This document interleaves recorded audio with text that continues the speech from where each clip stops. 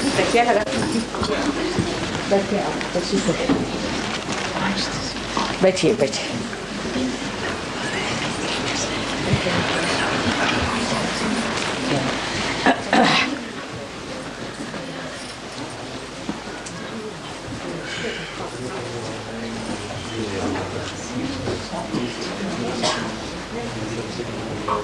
हमारे zone chairman line Juneja हाथ पहनाएंगे माता जी।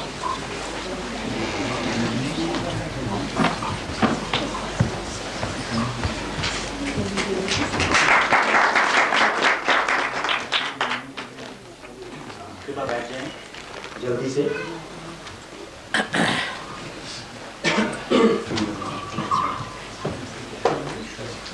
थोड़ा जल्दी कर दें प्लीज। परम पूजनीय माता जी, हमारे बाहर से आए हुए अतिथि, बाहर के देशों से, धर्मशाला के मेहमान, लाइन लेडीज और बच्चों, ये हमारी लायंस क्लब धर्मशाला केवल 2 बरस और 8 महीने पुरानी है और प्रारंभ से ही इस क्लब को विश्व के उच्च कोटि के धर्मात्मा संत हमें संबोधित और करते रहे हैं और आशीर्वाद देते रहे हैं। कोई 3-4 बार दलाई लामा जी ने हमें आशीर्वाद दिया, स्वामी चिन्मयानंदा जी ने, और आज परम पूजनीय माता जी हमें रूहानगी की ओर ले जाने के लिए विराजमान हैं। तो आज इस शुभ अवसर पर अभिवादन करेंगे लाइन प्रेसिडेंट एस के पांडे।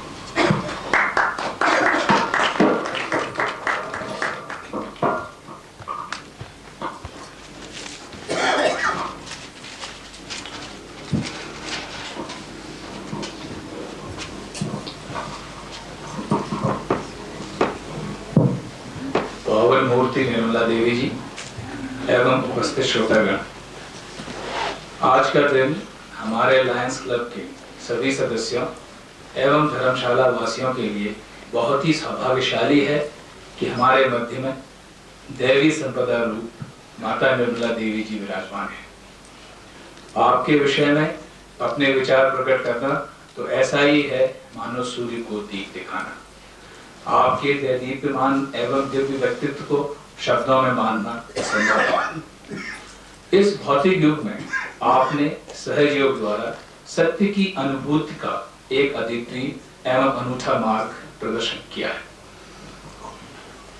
इस विषय में पूजनी माता जी स्वयं आपका पथ प्रदर्शन करने जा रही हैं।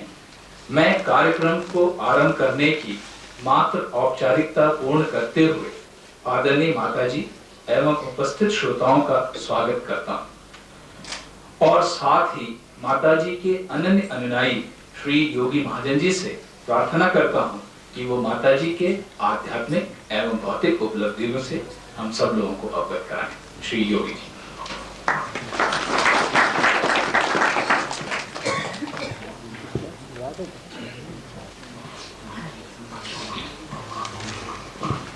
पूजनीय श्री माता जी निर्मला देवी, भाई और बहनों, मैं लायंस क्लब का बहुत अति धन्यवाद करता हूं जो कि उन्होंने इस उत्सव पर इतना कष्ट किया और आप सबको सहयोग में और श्री माता जी के आशीर्वाद में लाने की उन्होंने इतना बड़ा उत्सव किया।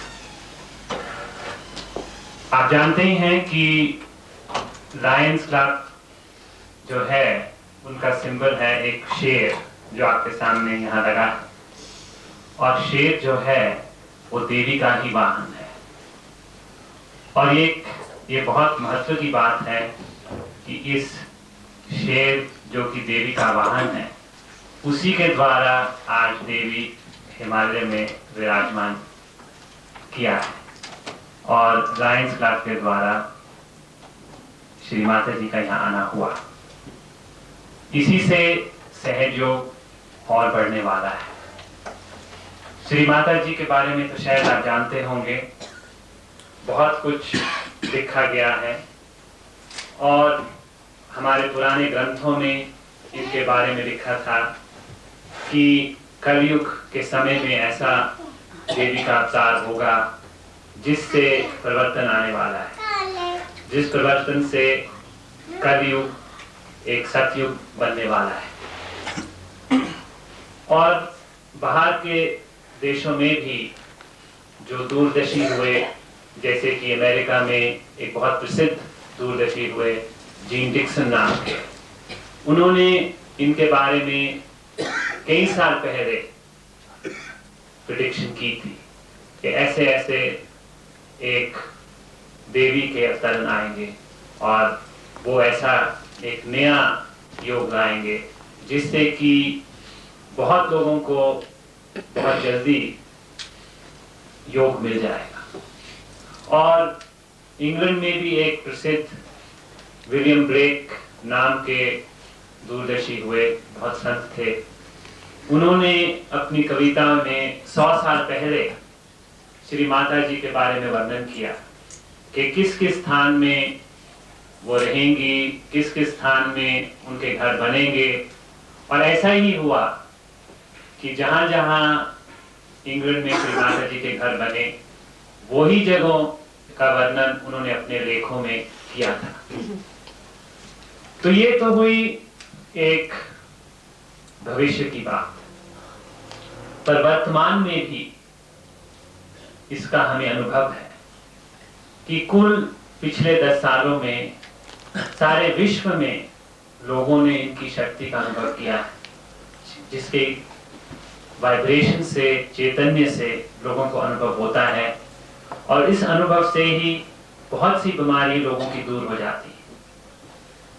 कई ऐसे पेशेंट आए हैं जो कि पैरालिसिस से सफर करते आए हैं, कैंसर से सफर करते आए हैं, और भी इस तरह की बीमारियों से करते आए हैं, और सहज योग में आने से इस चेतना के द्वारा वो ठीक हो गए हैं।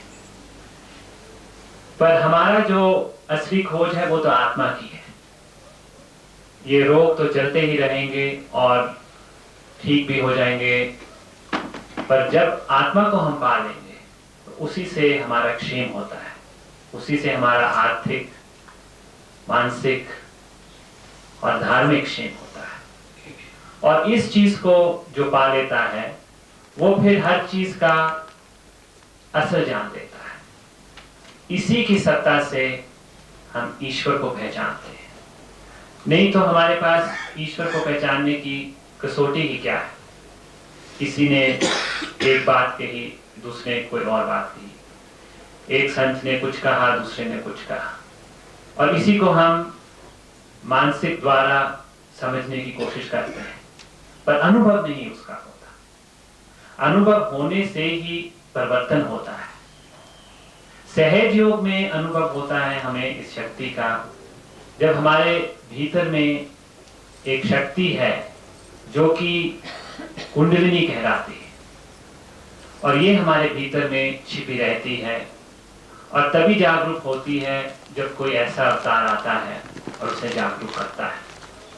और बड़ी बात तो ये है कि केवल जब हम जागरूक हो जाते हैं तो केवल हम ही नहीं जागरूक होते, पर हमारे में भी वो शक्ति आ जाती है कि हम दूसरों को जागरूक करते हैं। जिस तरह की एक दीप दूसरे दीप को जलाता चलता जाता है। तो इसी से साबित होता है कि केवल ये एक मेस्मरिज्म या समझ लीजिए एक व्यक्ति की सामित शक्ति नहीं है, पर विश्व शक्ति है, क्योंकि इसे हर आदमी अनुभव कर सकता है। पर उसके लिए आपके भीतर में सत्य की खोज की चर्चा चाहिए कि आप ईश्वर के द्वारा आपकी दृष्टि चाहिए, उसके बिना ये नहीं होने वाला। बहुत से लोग आते हैं कि हमें ठीक कर दीजिए, हमें कैंसर है, हमें ये बीमारी है, पर उनमें ईश्वर के द्वारा कोई चर्चा नहीं। तो असल बात ये है कि हमें ईश्वर को पाना है, और उसे हम तब पा सकते हैं जब हमारे भीतर हम अपने आप को पहचान जाए, क्योंकि हम भी ईश्वर का ही एक अंश है। जब तक हम अपने आप को भीतर से नहीं पहचानेंगे तो हम बाहर की बात कैसे कर सकते हैं। तब तक ईश्वर की बात करना भी एक संकल्प ही है।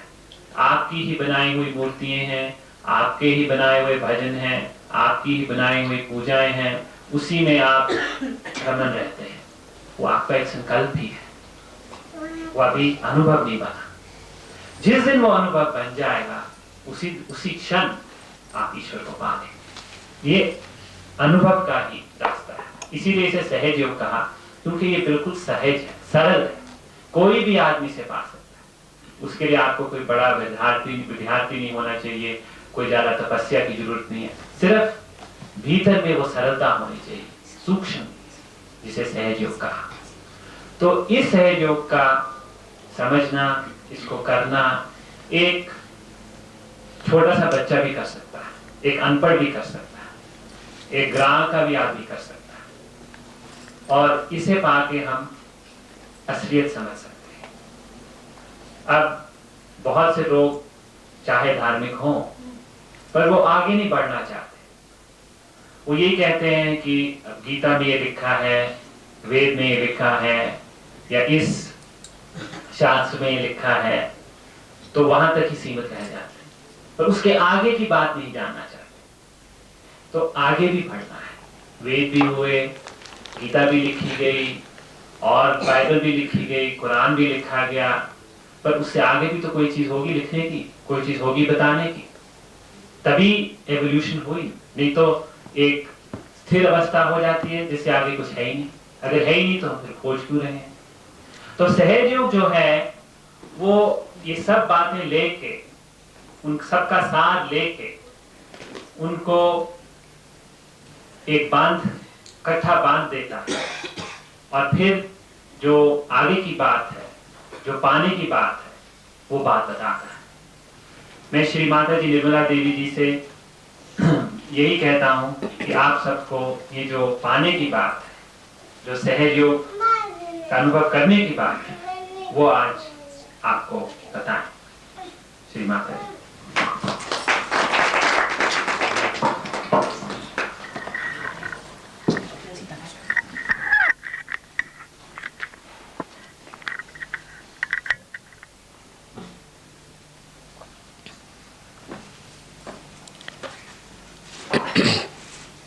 धर्मशाला के सर्व सत्य को शोधने वाले साधकों को हमारा प्रणिपात।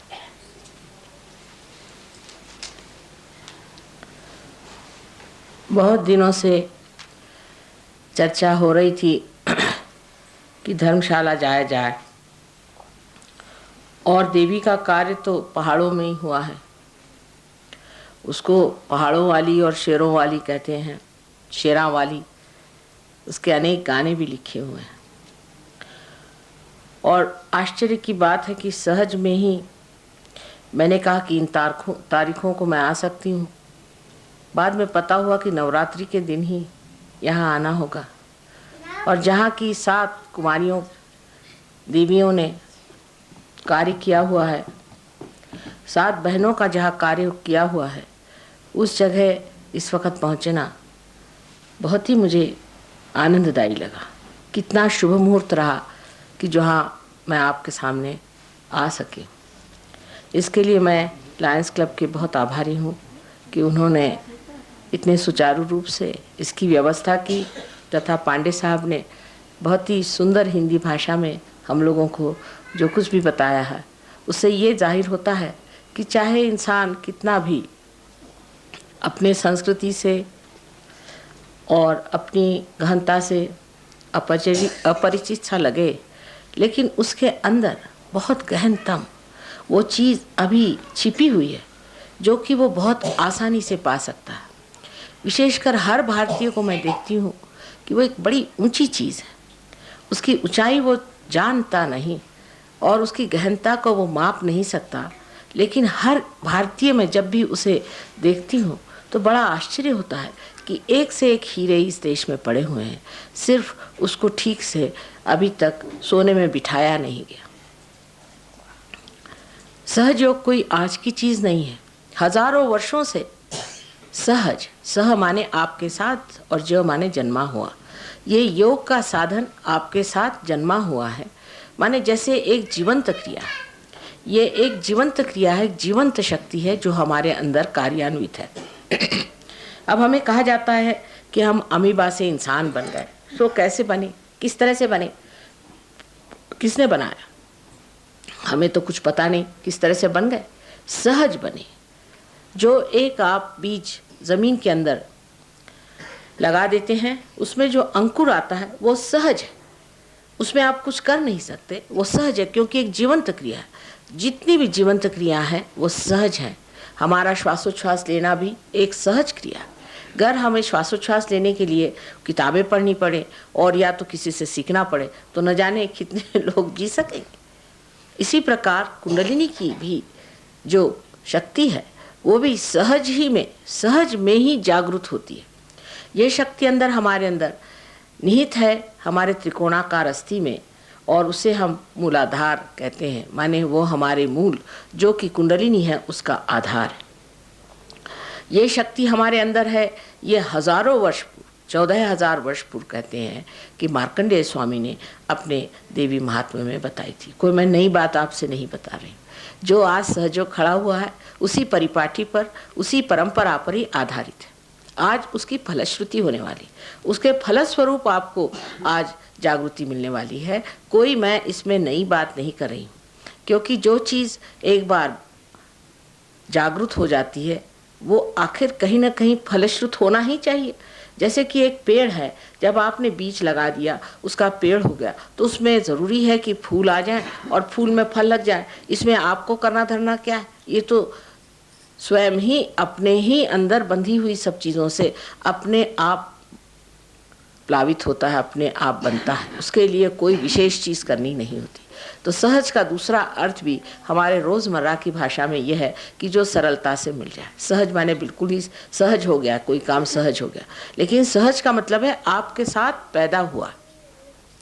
अब ये योग का आपके अंदर अधिकार आप ही के साथ पैदा हुआ है। ये बात कही गई है, अनेक वर्षों में ये बात कही गई। अभी आप सोचिए कि नानक साहब ने, कबीरदास जी ने इसको बहुत उगाड़ कर कहा, पर उससे पहले अपने यहाँ जो आदि शंकराचार्य, जो बड़े भारी हिंदू धर्म के प्रवर्तक हो गए, उन्होंने साफ साफ कह दिया कि सहज ही होना चाहिए।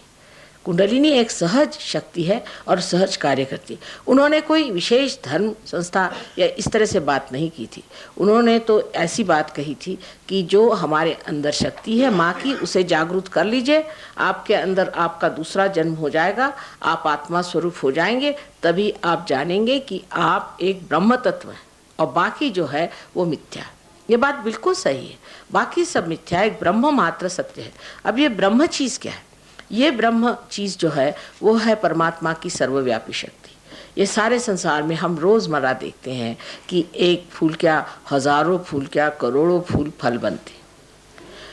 वही पेड़ पनपता है, उसके अंदर से शाखाएं निकलती हैं, उसमें से पत्तियां निकलती हैं, उसके अंदर फूल, उसके बाद फल। रोज़मर्रा हम कितनी ही इस तरह की जीवंत क्रियाएं देखते हैं, लेकिन हमें आश्चर्य ये होता है कि इस बारे में हम सोचते नहीं कि ये हमें सब किस तरह से मिल रहा है, ये सब कौन कर रहा है। इसे हमारे पातंजल योग में ऋतंभरा प्रज्ञा ऐसे कहा गया है। ये ऋतंभरा जो है ये ऋतु बदलती है, समय समय से ऋतु बदलते रहते हैं और उस ऋतु के अनुसार ये सब कार्य होते रहते हैं। इसीलिए इसे ऋतंभरा प्रज्ञा ऐसे अनेक नाम से कहा जाता है। इसे कहा जाता है आदिशक्ति की जो शक्ति है वो ये सर्वव्यापी शक्ति है। कोई इसे कहता है ये परमात्मा की प्रेम की शक्ति है जो कि संसार में विचरण करती है। यही परमात्मा की शक्ति, यही सदाशिव की शक्ति जो है, यही आदि शक्ति स्वरूप जो कि एक हमारी माँ स्वरूप है, वही हमारे अंदर जब प्रतिबिंबित होती है तो उसे हम कुंडलिनी कहते हैं। परमात्मा स्वयं इस सब चीज़ के साक्षी हैं। जो कार्य ये शक्ति करती उसके सर सिर्फ साक्षी मात्र देखते रहते हैं, लेकिन जो ये माँ है ये सारे सृष्टि का कार्य करते हुए भी हमारे अंदर प्रतिबिंबित रहती है। और परमात्मा का प्रतिबिंब हमारे अंदर आत्मा स्वरूप है जो कि साक्षी स्वरूप होकर के हमारे सब कार्य को देखते हैं। जैसे कृष्ण ने कहा कि क्षेत्र को जानने वाला ऐसा वो क्षेत्रज्ञ है। यह आत्मा देखते रहता है और कुंडलिनी शक्ति कार्य करती रहती है।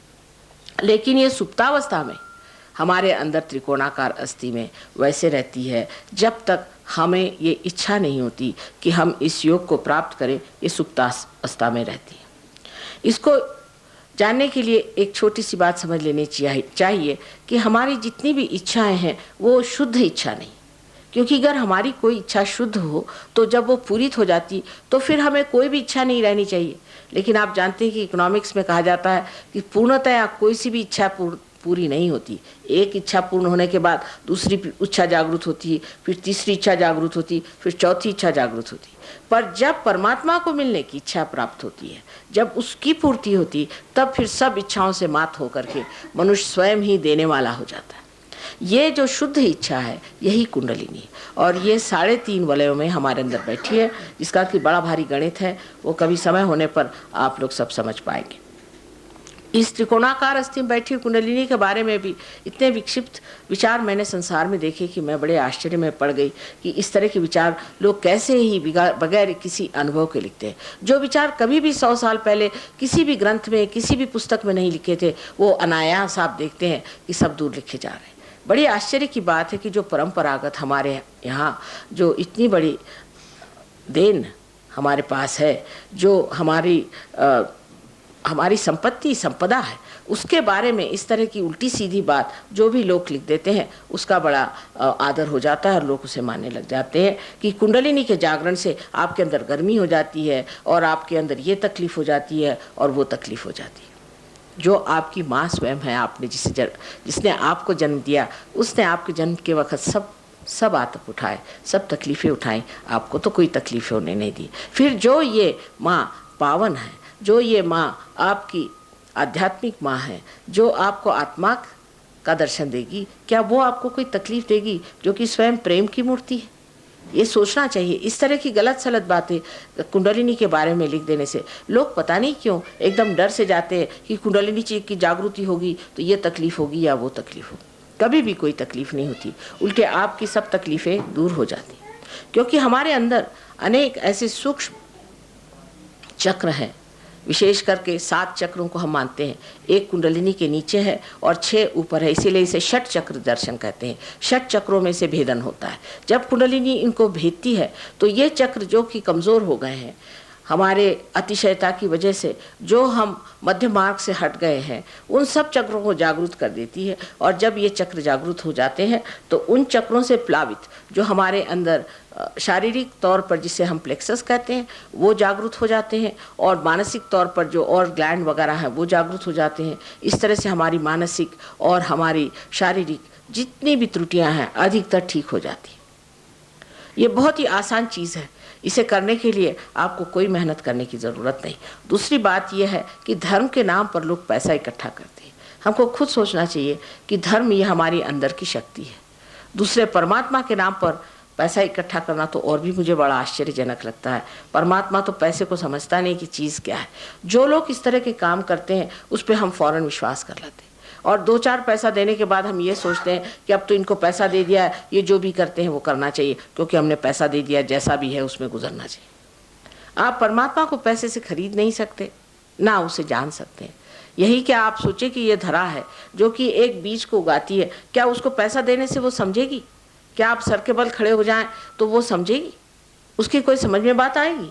इसी प्रकार परमात्मा भी एक शक्ति है। वो पैसा और इस तरह के जो अवलंबन किए जाते हैं इसको कुछ भी नहीं मानती। मनुष्य अपने अहंकार में सोचता है कि मैं परमात्मा को कुछ न कुछ ऐसी बातें करूँगा जिससे कि परमात्मा खुश हो जाए और वो मानेंगे कि ये बड़ा भारी आदमी। माने लोग हैं बहुत से भूखे रहते हैं। हमारे देश में एक और बीमारी है कि उपास करें। आज नवरात्रि के दिनों तो बिल्कुल उपास करना नहीं चाहिए। जब माँ मिल गई तो उपास काहे को कर रहे हैं आप लोग? अब यहाँ इतने लोग उपास से बैठे, मुझे तो पसीना छूट गया। परमात्मा के नाम पर उपास करना ये गलत बात है। ये पता नहीं किसने बताया कि हम परमात्मा के नाम पर उपास करें। परमात्मा तो चाहते हैं कि आप खुशहाल रहें, जो उन्होंने सृष्टि बनाई उसका मज़ा उठाएं, उसमें आनंद से रहें, बजा इसके कि आप अपने को भूखा रखिए, अपने को दुबला करिए, मार सर के बल खड़े रहिए, एक पैर पे खड़े रहिए। ये सब आतप करने से तो मार जी घबरा जाता है। अब आप ही सोचिए, आप लोग सब माँ को जानते हैं। अगर अपने माँ को नाराज़ करना है तो आप कह दीजिए कि आज मैं खाना नहीं खाऊंगा, ख़त्म काम। उसका फिर सारा दिन खराब जाएगा। मेरी यही ज़िंदगी में सबसे बड़ी समस्या है कि जहाँ जाऊँ वहीं भूखे लोग बैठे रहते हैं। देहात में जाओ तो वैसी भूखमरी है और शहर में जाओ तो लोग उपवास करते हैं। न जाने कैसे जो भी दिन हमारा प्रोग्राम होता है, कोई ना कोई शुभ दिन होने की वजह से उस दिन बराबर उपवास होता है। जैसे गणपति का उपवास बहुत महाराष्ट्र में होते रहता है। हमारे यहाँ एक महाशय जो कि गणपति को बहुत मानते थे, वो हमारे पास आए और हमें कहने लगे कि हमें प्रोस्टेट ग्लैंड की तकलीफ हो गई। तो मैं बड़े आश्चर्य में आई कि प्रोस्टेट ग्लैंड तो गणपति संभालते हैं और इनकी कैसे खराब हो गई, और वैसे सहयोगी हैं।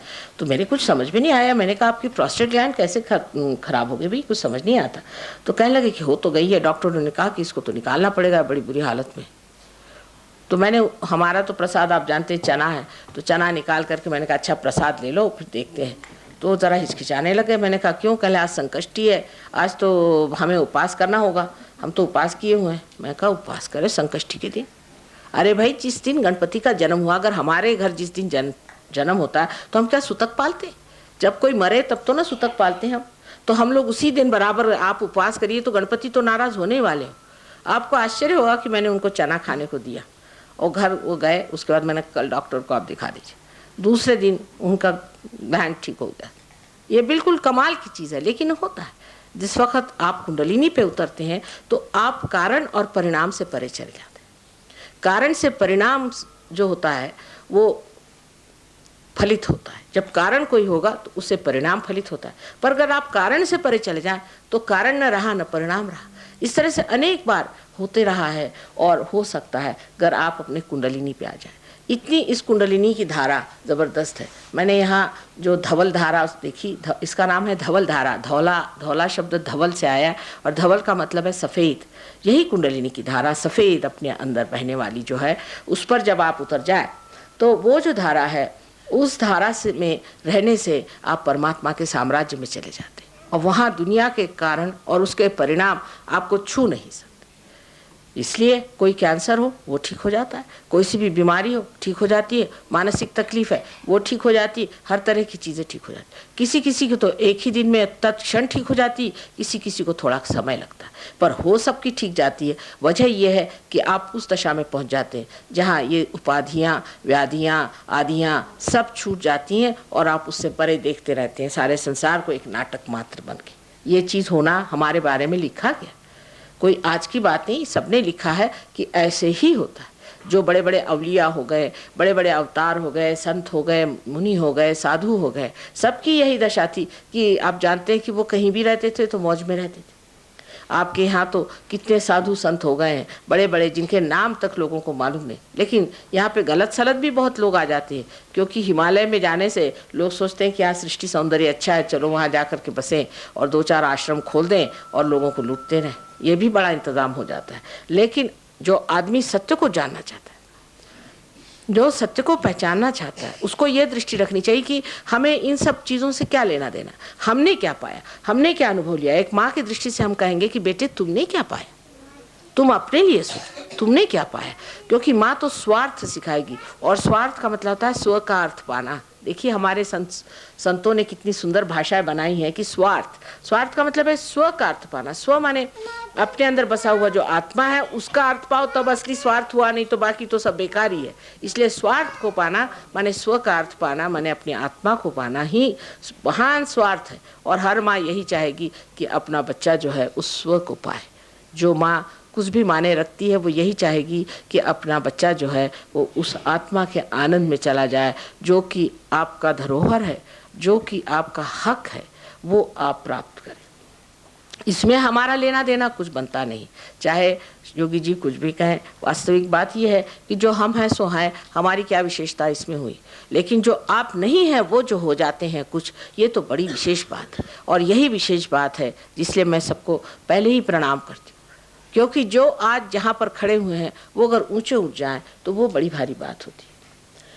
विदेश प्रदेश में तो गणपति से शुरू करना पड़ता है, ग से बातचीत होती है, किसी को कुछ पता नहीं, बड़ी मुश्किल चीज़ है। और वहाँ धर्म भी बिल्कुल नहीं, बड़े अधर्मी लोग हैं। आधे लोग तो मेरे ख्याल से वहाँ के सब नरकी में जाएंगे, उनका बचाना भी मुश्किल नज़र में आता है। लेकिन आप जो भारतीय हैं, आप में धर्म है, आप धर्म चीज़ जानते हैं। हालांकि लोग कहते हैं कि आजकल लोग झूठ बहुत बोलने लग गए हैं और गड़बड़ियाँ करते हैं, थोड़े बहुत ऐसे लोग तो काफ़ी हैं ही, जिसको कहना चाहिए कि जो कि किसी और माने में मैं नहीं मानती कि वो भारतीय है। लेकिन जो आदमी भारतीय है उसमें आन बान हर चीज़ कायदे से अभी भी बनी हुई है। और जो इस देश में पैदा हुआ, ये योग भूमि है, ये विशेष योग भूमि है। आप नहीं जानते इसकी महत्ता क्या है। एक बार हम लंदन से यहाँ आ रहे थे, रास्ते में हमने एकदम से अपने पति से कहा कि आ गई मेरी भारत भूमि। कहा कैसे जाना? हमने कहा चारों तरफ चैतन्य की लहरियाँ उमड़ रही हैं, ये तो मेरे ही देश में हो सकता। इन्होंने जा करके पायलट से पूछा तो कहले 1 मिनट पहले हम लोगों ने अपने देश का किनारा छू लिया। ये मेरी महान भारत भूमि है। इस भारत भूमि में योग भूमि कहा जाता है। यहाँ बड़े बड़े अवतारों ने इसीलिए अवतरण लिया कि ये शस्य श्यामलाम भूमि जो है, इसकी जर्रा जर्रा में चैतन्य बहता है। इस भूमि पर आपका जन्म होना भी आपके पूर्व जन्म की जो भी पुण्याई है उसका द्योतक है। आप पुण्यवान आत्मा थे इसीलिए वहाँ पैदा हुए, लेकिन अभी आप अपने बारे में जानते नहीं हैं। वो तो तभी जानिएगा जब आत्मा का प्रकाश आपके चित्त में प्रकाशित हो। लेकिन सर्वप्रथम ये मान लेना चाहिए कि जब तक हमें सत्य का अनुभव नहीं होता तब तक हम कोई भी चीज़ को नहीं मानते। अब दूसरी बीमारी गुरुओं की बड़ी ज़बरदस्त मैं पाती हूँ हमारे यहाँ, जिसे कि श्री कृष्ण ने कहा है कि 3 तरह के लोग होते हैं। बहुत साफ तरीके से हजारों वर्ष पहले वो कह गए कि एक तो होते हैं तामसिक, जो कि गलत चीज़ होती है उसी के पीछे में भागते।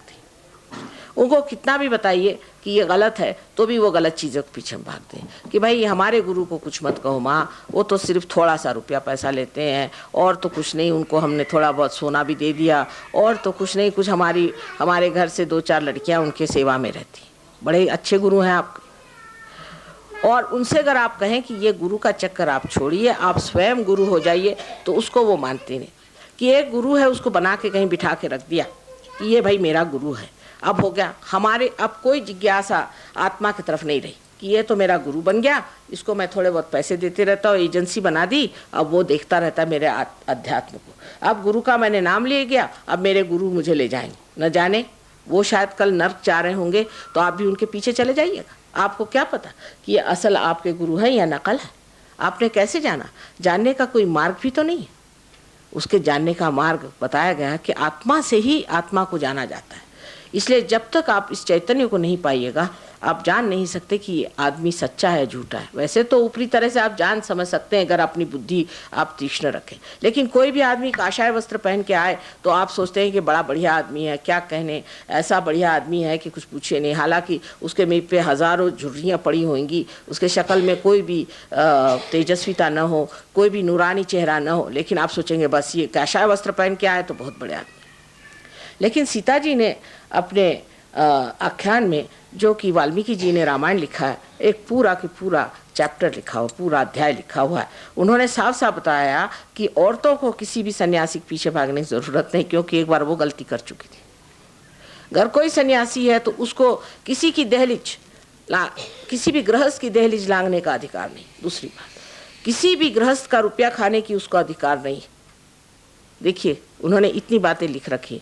और अगर कोई सन्यासी बन के घूमता है तो उसको गांव से बाहर रहना चाहिए, वो भी 2 दिन से ज़्यादा किसी गांव में न रहे।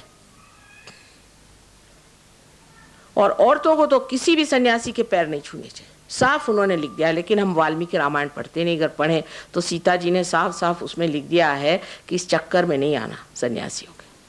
सहयोग में सन्यासी होना बिल्कुल मना है, सन्यास लेना ही मना है, क्योंकि आप विदेही हो जाते। जैसे राजा जनक थे, उनको कोई ज़रूरी नहीं कि आप बाह्य से कोई चीज़ को माने। बनते तो सन्यासी रुपया इकट्ठा करते हैं, बंगले बनाते हैं, घर बनाते हैं, महल बनाते हैं, बड़े बड़े सोने चांदी के बर्तनों में शराब पीते हैं और कहते हैं कि हम सन्यासी बाबा हैं, और सारा पैसा हम गृहस्थों से ले जाते हैं। गृहस्थ बहुत बड़ा यज्ञ है। इस यज्ञ से आप चाहते हैं कि आप रुपया पैसा लें, पैसा कमाएं और बने बड़े आदमी, सो गलत बात है। आप देखिए आज तक किसी भी महापुरुषों ने ऐसे कार्य नहीं किए, कहीं भी नहीं सुना दे। ईसा मसीह थे, वो एक सुतार के कारपेंटर के लड़के थे, वो अपना कारपेंटर का काम करते थे और उसी ढंग से रहते थे। राजा जनक थे, वो बड़े भारी राजा थे, राजा के जैसे रहते थे क्योंकि राजा थे, लेकिन अंदर से विदेही थे, इसलिए सीता जी को वैदेही कहा जाता है। संन्यास एक अंदर की भावना है। जब आदमी संन्यास्त हो जाता है तो वो छटक जाता है। संसारिक चीज़ों से छटक जाता है और उसकी ओर देखते रहता है, उसमें उसका लोभ मोह नहीं रह जाता। हालांकि सब चीज़ उसके अंदर से गुजरती रहती है, लेकिन वो देखता मात्र है, उसके अंदर उलझता नहीं।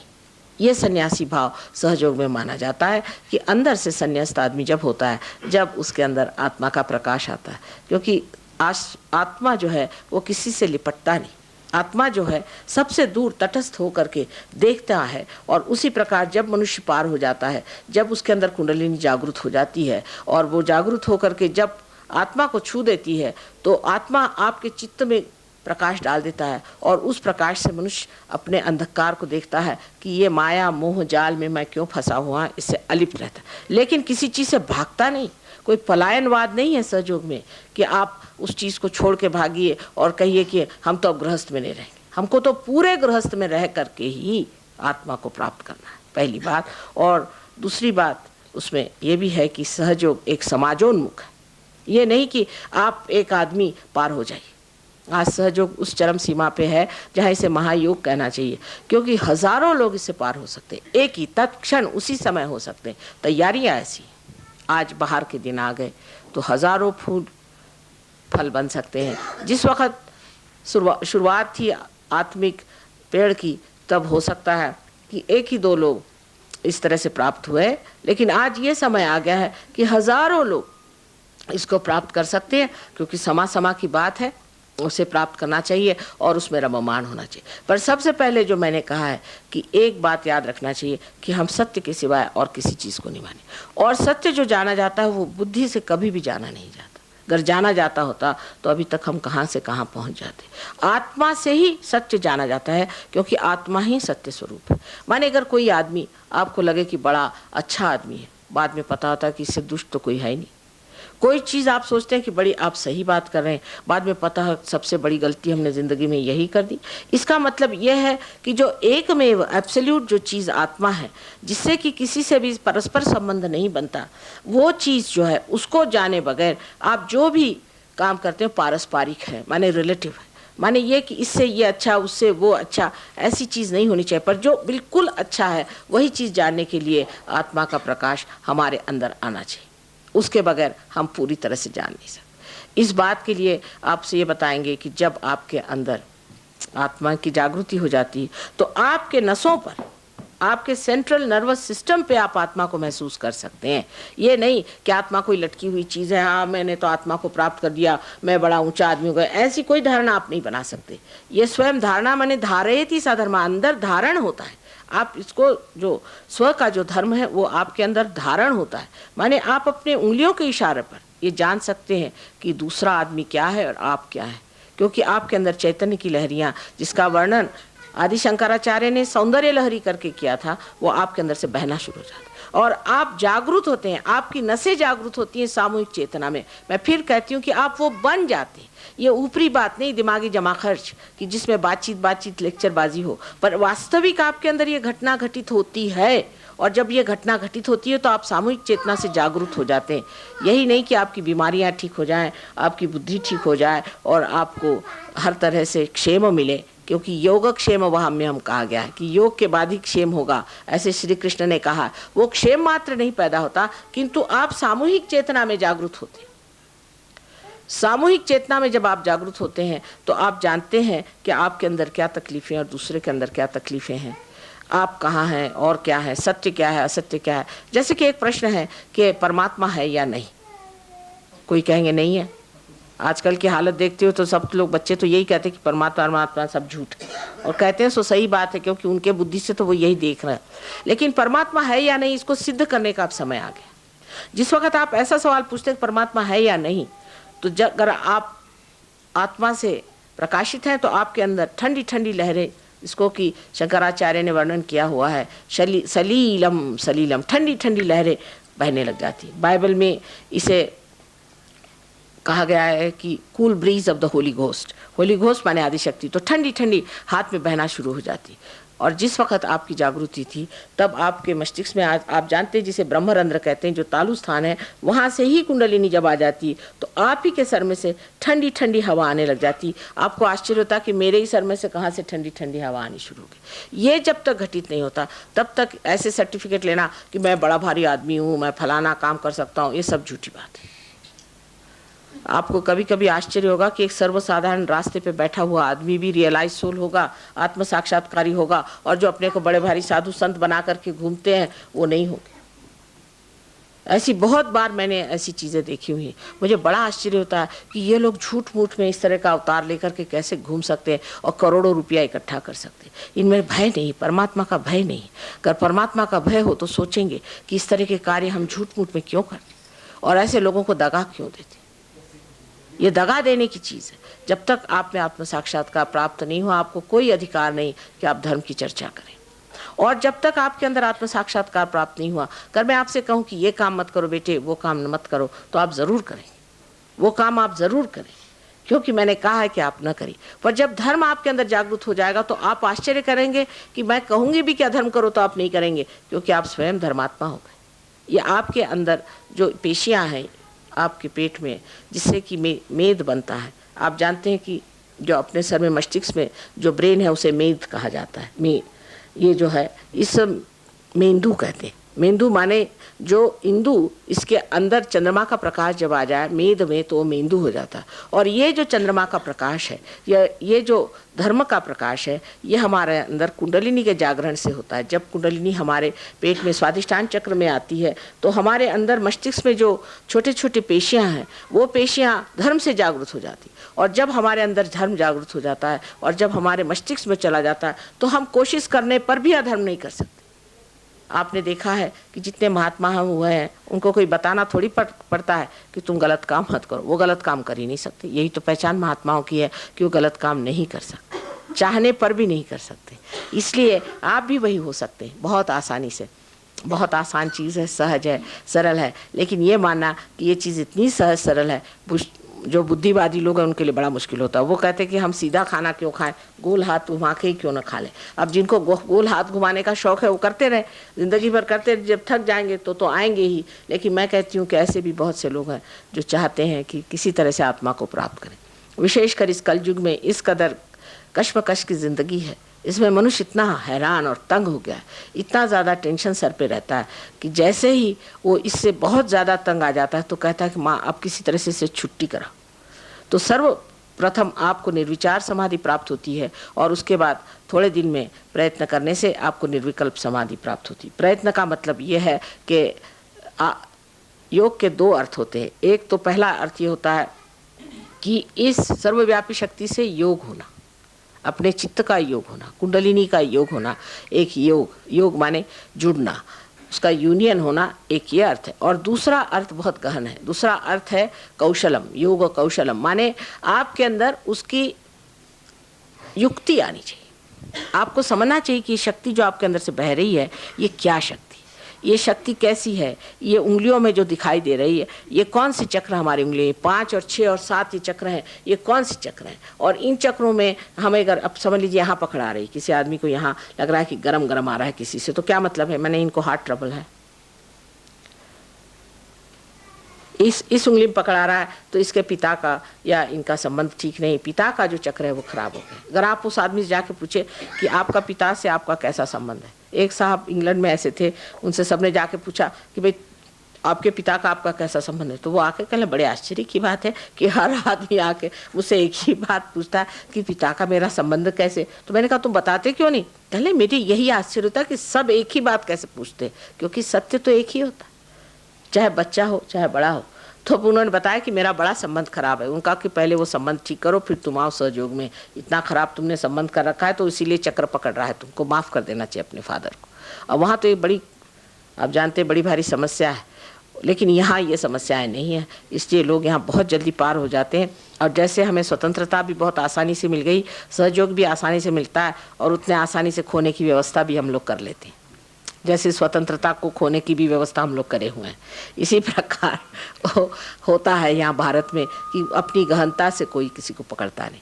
लेकिन यहाँ इतने देवी भक्त हैं तो मुझे बड़ी आशा है कि पहाड़ों में गहराई तो वैसे ही रोज़ देखी जाती है और ऊंचाई भी देखी जाती है, तो जो मद्देनज़र रहे उसके और आदमी का हमेशा ध्यान आकर्षित रहता है। और हो सकता है कि आज उसी की वजह से ऐसा कार्य हो जाएगा कि आप महान संत साधु यहाँ जो इकट्ठे हुए हैं सब अपने स्वरूप को प्राप्त हो।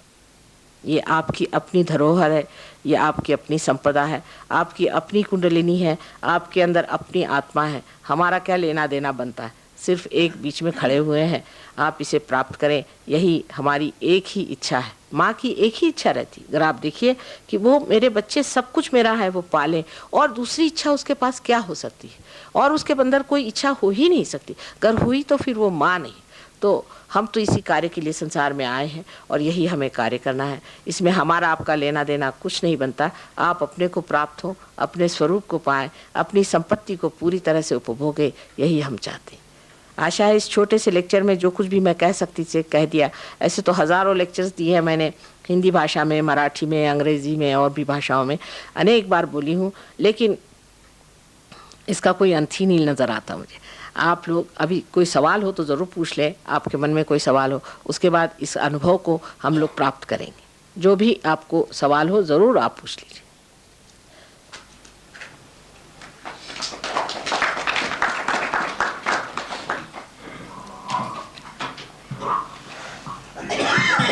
अभी आपने आत्मबोध कराने वाले वचन सुने माता जी से, कि जैसे उन्होंने अभी कहा है क्वेश्चन आंसर सेशन भी शुरू होगा, तो किसी को कोई भ्रांति है, जैसे भगवान कृष्ण ने लिखा है कि तत्विधि प्रणिपातेन परिप्रश्नेन सेवया उद्यक्षन्ति ते ज्ञानी नैता प्रदर्शना। तो तुम अपने मन की भ्रांतियों को दूर करने के लिए किसी बड़े सज्जन, किसी योगी के पास जाओ और तब तक विधि पूर्वक प्रश्न करते रहो जब तक एक भी भ्रांति मन में रह जाती है। तो भ्रांतियों को दूर करने के लिए ओपन इन्विटेशन टू ऑल।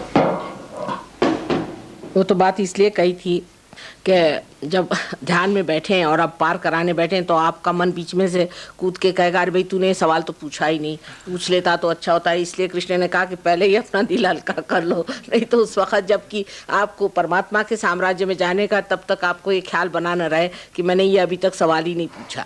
इसलिए कृष्ण ने कहा था कि सबको पूछ लेने दीजिए। पर कृष्ण जो थे वो मैं कहूँगी कि डिप्लोमेसी के अवतरण थे, क्योंकि हमारा जो ब्रेन है यही कृष्ण का द्योतक है। जो हमारा ब्रेन है ये कृष्ण का द्योतक है, क्योंकि विष्णु तत्व जब जा कर के ब्रेन में पहुंच जाता है उस वक्त उसे हम कहते हैं कि विराट स्वरूप हो गए। जब मनुष्य ब्रेन में पहुंच जाता है विराट स्वरूप हो जाता है। लेकिन कृष्ण को समझने के लिए भी पहले आत्मा का दर्शन होने चाहिए, क्योंकि तो वो तो बहुत होशियार आदमी है, उनको समझना मुश्किल है। एक चीज़ से ऐसे समझाऊंगी मैं, कृष्ण की आपने बात कही तो, कि एक बच्चा है बाहर बैठा हुआ अपनी गाड़ी हाँक रहा है और घोड़ा पीछे, तो बाप बाहर आकर के कहता अरे बेटे घोड़े को आगे कर ले। शुरू में ही उन्होंने कह दिया था अर्जुन से कि भाई घोड़ा आगे कर ले, पहले ज्ञान को प्राप्त कर, माने विद हो जाए, जो वेद में लिखा है विद हो जाए, माने आपके नसों में आत्मा का दर्शन हो जाए, स्थितप्रज्ञ हो जाओ, ये पहले ही कह दिया। लेकिन अर्जुन ने कहा कि तुम तो इधर स्थितप्रज्ञ होने को कह रहे हो और उधर कह रहे हो तुम साक्षी हो जाओ, तो ये कैसा मेल हो। तो उन्होंने बाप की चाल चली। उन्होंने कहा अच्छा ठीक है, घोड़े को पीछे ही रख, कोई अर्जा नहीं, पर मारते रहे और चित्तरक घोड़े पर तो सब ठीक हो जाएगा। ये हो ही नहीं सकता। ये डिप्लोमेसी की बात ऐसी होती है कि कोई सी भी ऐसी विक्षिप्त बात कह दीजिए कि एब्सर्ड बात कह दीजिए कि अगर वो एब्सर्ड बात पूरी नहीं हो तो आदमी झक मार करके फिर सही पर आएगा। ये इनकी डिप्लोमेसी थी, क्योंकि हो ही नहीं सकता। जबकि उन्होंने कह दिया कि कोई सा भी कर्म करते रहो आप परमात्मा में छोड़ो, ये हो ही नहीं सकता। क्योंकि जब तक आप कर्म करते अहंकार बांधते जाएंगे आप, वो तो हो नहीं सकता। जब तक कुंडलिनी जागृत होकर के आप में आत्मा नहीं आएगी, जब आत्मा का प्रकाश आ जाता है तो इंसान कैसे बोलता है तीसरे पुरुष में, ये हो रहा है, ये जा रहा है, नहीं हो रहा है, ये बन रहा है। जैसे कुंडलिनी के लिए कहेंगे चढ़ रहा है, ये पार नहीं हो रहा है। अपना बेटा होगा तो भी कहेंगे माँ पार ही नहीं हो रहा, क्या करें। तृतीय पुरुष में आदमी बात करने लग जाता है, हट के उससे बात करता है, तो आप अकर्म में आ जाते। आपको लगता है, ये नहीं कहते कि मैं कर रहा हूँ, मेरे से हो रहा है, वो कह रहा है ये हो रहा है, ये चल रहा है, बन रहा है, तीसरे पुरुष में जब बोलने लग जाता है इंसान, तब समझ लेना चाहिए कि आत्म साक्षात्कारी है। तब उसके अंदर कोई अहंकार जुटता नहीं, कोई कर्म उसके जुटते नहीं। ये उन्होंने एक पहले कही कि जो कुछ भी कर्म करना है परमात्मा पे छोड़िए, ये होता नहीं, ये सिर्फ तब होता है जिस वक्त आप आत्म साक्षात्कारी होते हैं। दूसरी बात उन्होंने भक्ति पे कहा है कि पत्रम पुष्पम फलम तोयम, जो भी तुम मुझे दे दो वो मैं ले लूंगा। लेकिन भक्ति पे एक शब्द पे उन्होंने सबको चलाया हुआ है, अनन्य भक्ति करिए। जब दूसरा नहीं होता, और दूसरा कब होगा, जबकि आत्मबोध हो जाए। जब तक आत्मबोध नहीं होता तब तक आप तो दूसरे ही, आपका कनेक्शन ही नहीं है, तो आप बात किससे कर रहे हैं। तो उन्होंने अनन्य शब्द पे भक्ति योग सारा बिठा दिया है, लेकिन लोग सोचते ही नहीं उसको कि अनन्य शब्द क्या है। लेक्चर पे लेक्चर मैंने सुने लोगों, मुझे हंसी आती थी कि कहाँ बह के चले जा रहे, पहले अनन्य कहा हुआ। इसी तरह से उन्होंने ज्ञान योग में कहा है कि पहले ज्ञान को प्राप्त करो। ज्ञान का प्राप्त करना माने बुद्धि से प्राप्त करना नहीं है। कबीरदास जी ने कहा है, पढ़ी पढ़ी पंडित मूर्ख भये। मेरे तो पहले समझ ही नहीं आता था पढ़ के पंडित मूर्ख कैसे हो जाते होंगे। आप बहुत से मिलते हैं तो पता चलता है। तो ये जो बात उन्होंने कही थी वही बात है कि शब्द जाल, जिसको कि शंकराचार्य ने शब्द जालम कहा है। शब्द जालम में फंसे हुए लोग हैं, शब्द में घूम रहे। यही कृष्ण ने जो है बात आपसे जो कही हुई है वो साफ साफ कही है, लेकिन उसको भी जानने के लिए पहले प्रकाश आना चाहिए। जब तक आपके अंदर आत्मा का प्रकाश नहीं आया तब तक कृष्ण को जानना मुश्किल है, क्योंकि बिहड़ जीव है वो। उन्होंने सोचा सीधे उंगली घी निकलने नहीं वाला इंसान का टेढ़ी उंगली से ही निकलेगा। और बात सही है, जब लोग हार गए तभी तो ना आज मान रहे हैं कि सहयोग में माँ प्राप्त हो। लेकिन कहा सब कुछ उन्होंने, योग क्षेम वहाम्यम, योग को प्राप्त करो तब क्षेम। अब ये क्यों नहीं सोचते कि क्षेम योग क्यों नहीं कहा भगवान ने। पहले कहते क्षेम, क्योंकि अगर परमात्मा को याद करने से ही क्षेम होने वाला तो कहते अच्छा क्षेम दे दूंगा फिर योग देखो। यानी यहाँ तक कि उनके सुदामा का जो किस्सा है कि सुदामा को जाकर के कृष्ण को मिलना पड़ा और तब जाकर के उनकी भलाई हुई। लेकिन आप देखिए कृष्ण के नाम पर भीख मांगने वाले आपको बहुत से लोग मिलेंगे, खड़े हैं जो कि स्वयं साक्षात लक्ष्मी के पति है, उनकी आराधना करते हुए वो भीख मांग रहे हैं। और हमारे तो लंदन में ऑक्सफोर्ड स्ट्रीट में खड़े होकर के बोदियां बाजार से खरीद करके और इतने भद्दे ढंग से भीख मांगते कि लज्जा लगती। आप सोचे कि जो साक्षात धन्वंतरी हैं, जो साक्षात लक्ष्मी नारायण हैं, उनका नाम लेते हुए आप भीख मांग रहे हैं, ये कैसी बात है। जब आपके राजा ही स्वयं साक्षात लक्ष्मीपति हैं तो आप भीख किस लिए मांग रहे हैं। इस तरह से हम बड़ी गलत फहमी में पड़े, इतनी गलत फहमियाँ हमारे अंदर आ गई हैं। और इसकी कोई परंपरागत कोई भी बात नहीं है। मतलब हमारे पास तो सब लिखा हुआ है, हमें तो कोई, हम कह ही नहीं सकते कि भाई इस वजह से नहीं किया उस वजह से नहीं किया, कोई एक्सक्यूज नहीं है, क्योंकि सब चीज़ लिखी हुई। लेकिन आँख खोल के पढ़िए, वेद भी जो विद माने ये कि आपके नसों पे जानना, पहले ही इसमें लिखा हुआ कि जब तक वेद पढ़ के आपके अंदर ये विदा नहीं होगा तब तक इसे न मानिएगा। मैं कहती हूँ कौन सी ऐसी किताब है जिसमें लिखा नहीं है कि आप आत्म साक्षात्कार को प्राप्त करिए। कहीं निहित है और कहीं खुलकर है, पर हर जगह लिखा हुआ। सो अब पूछिए सवाल। उपवास के बारे में आप कुछ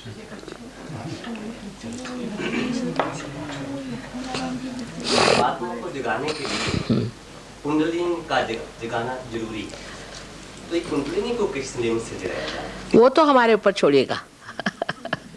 वो बहुत अच्छा सवाल पूछा। इससे ये दिखाई देता है कि लोग कितने आतुर हैं। कुंडलिनी को जागरूक करना, जैसे कि आप कहें कि भाई एक बीज है उसको कैसे जागरूक किया जाए, माँ के अंदर छोड़ दीजिए। अब वो कैसे जागरूक होता है, ये तो उसमें बनी हुई प्रक्रिया है जिससे वो अपने आप जागरूक हो जाती है। हठ योग द्वारा भी ये किया जा सकता है कुंडलिनी की जागृति? हठ योग शब्द जो है वो आजकल बहुत ही गलत रास्ते पे चला गया। हठ योग पहले आप पतंजलि को तो कोई पढ़ता नहीं, अगर पतंजलि को पढ़े तो पता हो कि ये अष्टांग योग है। इसमें से यम नियम आदि ये हजारों वर्ष साल पहले अपने यहाँ जो 4 आश्रम बने हुए थे उसमें इसकी व्यवस्था होती थी कि 25 साल की उम्र तक, जब तक कि लोगों की शादियाँ नहीं हुई, ब्रह्मचर्य स्थिति में ही वो देखते थे कि मनुष्य इसमें से कितने लोग ऐसे हैं जो कि पार हो सकते हैं, और उनके ऊपर में ये प्रयत्न किया जाता था। हमारे सहयोग में हम हठ योग को तो बहुत ज़्यादा मानते हैं, क्योंकि इसकी जो आगे की चीज़ें हैं ऋतंभरा प्रज्ञा आदि, ये सारी जो अष्टांग के जो 6 अंग हैं उनको बहुत ज़्यादा मानते हैं। और पहले जो यम नियम आदि जो अंग है उसको भी हम मानते हैं, पर उसका एक साइंस है, ये नहीं कि आपके सारे की सारी या आप अपने हठ योग की क्रियाएं करें, ये बड़ा गलत नुकसान कर जाते हैं। जैसे कि पूरी दवा है कि अगर आपके पास पिटारी हो तो सारी दवाइयाँ आप खा लीजिए। अरे भाई, जो आपको बीमारी है वो खाइए, जो बीमारी नहीं वो आप क्यों खा रहे हैं?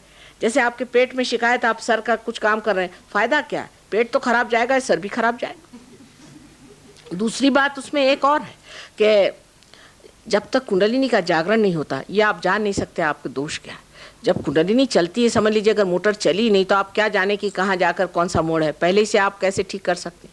पहले मोटर को चलने दीजिए, कुंडलिनी जब चलेगी, जिस चक्र पे रुकेगी उस चक्र को कैसा करना है ये आप सीख लीजिए। उसमें हो सकता है कि कोई आसन करना पड़े, लेकिन वो बहुत कम है, मतलब जिस चक्र पे खराबी है उसे ठीक करना। लेकिन हम तो सारी ही क्रियाएं ऐसी सुबह से शाम तक करते रहते हैं, जिसको कहना चाहिए कि बिल्कुल ही उसमें हमें पता ही नहीं, जिसको इनडिस्क्रिमिनेट बिहेवियर कहते हैं, उस तरह से हम चलते रहते हैं और उससे इतने प्रॉब्लम खड़े हो जाते हैं, इतने आपको मैं बता नहीं सकती। वो तो जब आप कभी सहयोग में आए तो आपको समझ में आएगा कि इस हठयोग से कितने प्रॉब्लम आ जाते हैं, क्योंकि इसका कोई रिश्ता उस पूरी चीज़ से नहीं है जो कि जिसे कि हम पातंजलि योग कहना चाहिए। हठयोग जो आजकल बना हुआ, ये तो सिनेमा एक्टरों के लिए है कि किसी तरह से अपने शरीर को दुबला कर लो।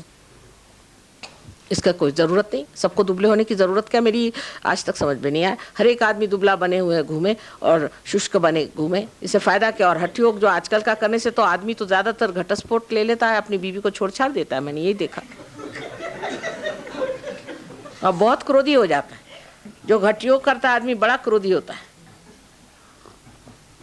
अधिकतर मैंने देखे हैं जो बहुत ज़्यादा हठयोग करते हैं वो इस कदर गुस्से वाले लोग हो जाते हैं कि बस कुछ में, क्योंकि हमारी सहयोग में 3 हमारी नाड़ियाँ मानी जाती है कि एक तो लेफ्ट साइड की नाड़ी जिसे हम कहते हैं ईड़ा, राइट की पिंगला और बीच की सुषुम्ना है।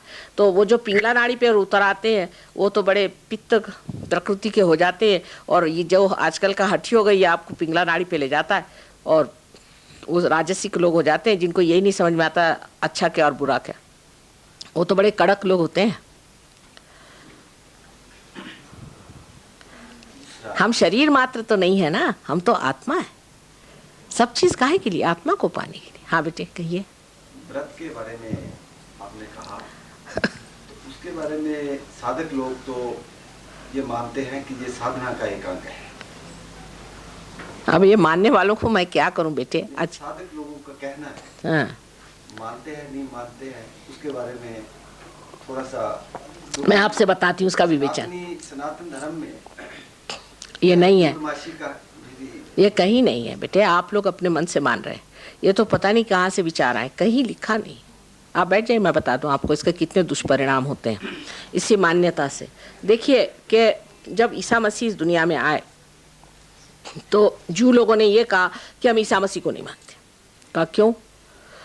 क्योंकि हम तो इसको मानते हैं कि मनुष्य को जब तक वो सफ़र नहीं करेगा उसको परमात्मा नहीं मिलेगा। अब ये उन्होंने मान्यता बना ली। न तो मोजेस ने ये नहीं कहा था, लेकिन मोजेस ने ये कहा था कि हम बड़े दुष्ट पापी लोग थे, तो उन्होंने इतने दुष्ट और इतने पापी थे कि उन्होंने कहा शरीयत जो बनाई हुई है मोजेस साहब ने बनाई, क्योंकि उनका इन दुष्टों के लिए तो ये जब तक इतनी भयंकर चीज़ न बनाई है, इतनी क्रूर चीज़ न बनाई है, ये ठीक होने वाले नहीं। और जब बहुत क्रूर चीज़ बना दी तो उसमें से जो निकल आएंगे वही बच जाएंगे, बाकी तो सब बेकार है। इसलिए उन्होंने शरीयत चीज़ बनाई। शरीयत बनाई मोजेस ने जूस के लिए, फॉलो उसको करते मुसलमान, ये आप जानते हैं। अब दूसरी बात रही व्रत की, भी बात वही है कि हम लोगों को यह है कि हम व्रत करें किस लिए? कि हम अपने शरीर को दुख दें। इन लोगों ने अपने शरीर को दुख देने पे विश्वास किया और उसको इतना ज़्यादा मानते रहे कि ईसा मसीह को हम मानते नहीं, क्योंकि उसने कहा था मैंने अब तुम्हारे लिए सब सुख दुख भोग लिए और अब तुमको दुख भोगने की ज़रूरत नहीं। और वो बात सही है, हम आपको सहयोग में ये बात समझा देंगे कि किस तरह ईसा मसीह कौन सी जगह कौन सी चक्र पे कार्य करते हैं और किस तरह से हमारे कर्मों को खींचते हैं। समझने की बात है, महाविष्णु का अवतरण है।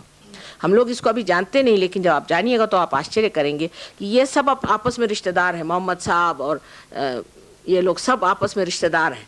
इनमें हम लोगों में अभी समझ आई नहीं, इसलिए बहरहाल वो दूसरा विषय हुआ। पर जो आपने बात करी कि जूस ने ये शौक फरमाया कि हमें शारीरिक यातना होनी चाहिए, तो हिटलर साहब तैयार हो गए। उसी इच्छा के साकार स्वरूप श्री हिटलर तैयार हो गए और उन्होंने ऐसा उनको छला कि अब उन्होंने कान पकड़े, अब नहीं हमें कुछ सफरिंग्स चाहिए। यही हाल अपने देश में, हम जो व्रत करते हैं तो भूखमरी इस देश में रहेगी। आपको शौक है, फरमाइए। आप शौक फरमा रहे हैं, आप भूखमरिए। आपको शौक है, करिए। इसको मैं नहीं कहती, पर फिर लोग भूखे मर रहे हैं ये बात न कहना चाहिए। पहले आप व्रत छोड़िए, देखिए अपने देश में कभी भी नहीं इस तरह की हालत आएगी। एक आप समाज की बात छोड़िए, लेकिन मैं निसर्ग में बात करती हूँ। जिस जगह पेड़ नहीं होते वहाँ बरसात नहीं होती, सीधा हिसाब। जहाँ पेड़ होते हैं वहीं बरसात होती है। जहाँ लोग खाने पीने में मौज में रहते हैं वहीं खाना पीना होएगा, और जहाँ लोग भूखे मरना चाहते हो भूखे मरिए। मैं तो आपको सीधी बात बेटे बता रही, जो निसर्ग की बात। निसर्ग भी जानता है। आपको निसर्ग का एक आश्चर्य बताओ, हमारे महाराष्ट्र में समुद्र के किनारे पे बहुत सारे पेड़ होते हैं, जिसे आप कहते हैं श्रीफल, माने नारियल के। अब वो नारियल के इतने ऊंचे ऊंचे पेड़ होते हैं, और नारियल आप जानते हैं कि कभी कभी 2-2 शेर 3-3 शेर का एक नारियल होता है, और लोग उसके नीचे खूब सोते हैं। तो हमने कहा कि भाई क्या बात, तुम लोग नीचे सोते? कहले माँ, कभी किसी के सर पे या बदन पे, शरीर पे, किसी जानवर के कभी भी आज तक नारियल नहीं पड़ा। अब आप सोच लीजिए, बाकायदा हमारे शाम के वक्त सब लोग बैठे रहते हैं, कभी नहीं कि पेड़ के दूसरी तरफ गिरेगा नहीं, तो गिरेगा नहीं जब तक कोई इंसान बैठा हुआ। ये सारे आश्चर्य हैं। तो क्यों हम चुनौती दें कि हम व्रत कर रहे हैं, तो कहे अच्छा चलो भूखे मरो।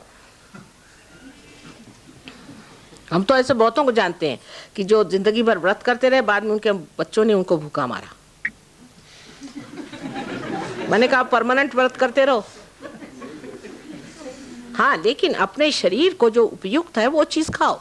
ये तो नहीं मैं कहती कि आपको जो उपयुक्त नहीं, उसका भी एक साइंस है। फिर से हम बताते हैं कि जैसे किसी को लिवर है, उसको क्या चीज खानी चाहिए, वो तो देखना ही पड़ता है थोड़ा बहुत, वो दूसरी बात है। वो संयुक्त, वो ठीक है, युक्त जो चीज है वो करनी चाहिए। लेकिन जो चीज युक्त ही नहीं है, बेकारी में दिमागी जमाकर से आप एक धारणा करके अपने को मार डालना चाहते हैं, तो उसे हम क्या करें बताइए। हम तो समझा रहे हैं आपको कि खूब खाइए पीजिए, लेकिन उसका ये जानिए कि कौन सी चीज आपके शरीर को आवश्यक है। मौज में रहिए। परमात्मा ने सारी सृष्टि मौज में रहने के लिए बनाई, प्रसन्न रहना चाहिए, प्रसन्न। हमें सब लोग जब हम वहाँ गए फ्रांस, तो लोगों ने कहा कि माँ आप तो बहुत ज़्यादा खुशहाल नज़र आते हैं। तो मैंने कहा अब क्या करें इसे? कहले नहीं, यहाँ तो लोग सोचते हैं कि जो आदमी खुशहाल है उसको तो दुनिया का कुछ पता ही नहीं, बड़ा इग्नोरेंट है। मैंने कहा अच्छा, तो यहाँ क्या सब बड़े मिजरेबल लोग रहते हैं? उन्होंने एक किताब आपने पढ़ी हुई, ले मिजराबल। तो जब मैं वहाँ पहुँची तो मैंने कहा तुम लोग तो होने ही हुए ले मिजराबल, क्योंकि हर तीसरे या चौथे घर के बाद में आप कुत्ता एक देख लीजिए, 10वें घर के बाद एक गंदी औरत वहाँ खड़ी देख लीजिए। मैंने कहा और इस देश में और होगा क्या? जहाँ सारी गंदगी भरी पड़ी हुई है, जहाँ सारा अधर्म है, तो सब तो ले मिजराबल होंगे ही। लेकिन मैं तो इसमें नहीं पढ़ने वाली। अब जब वो बदल गए तो पता चल रहा है उनको भी कि आनंद क्या चीज है। हमें आनंद को प्राप्त करना है कि दुख को प्राप्त करना, पहली बात। ये व्रत से बहुत लोग घबराते हैं कि व्रत नहीं छोड़ना चाहते। अरे भाई छोड़ दो छोड़ना नहीं चाहते बेटे, ये बड़ी पकड़ है। यही तामसिक वृत्ति है कि जो चीज गलत है उसी को पकड़े रहेंगे। उससे हजारों बीमारियां होती हैं, हजारों बीमारियां। व्रत करने वालों को हजारों बीमारियां रहती, पर छोड़ेंगे नहीं और सबको परेशान करेंगे। व्रत जिस दिन होता है सारे घर में हंगामा, जैसे हनुमान जी उतर आए, आज मैं ये खाऊंगी, नहीं तो वो खाऊंगी, नहीं तो ये चाहिए, नहीं तो वो। अरे भाई व्रत है तो भूखे मरो, काहे को सबको परेशान कर रहे हो?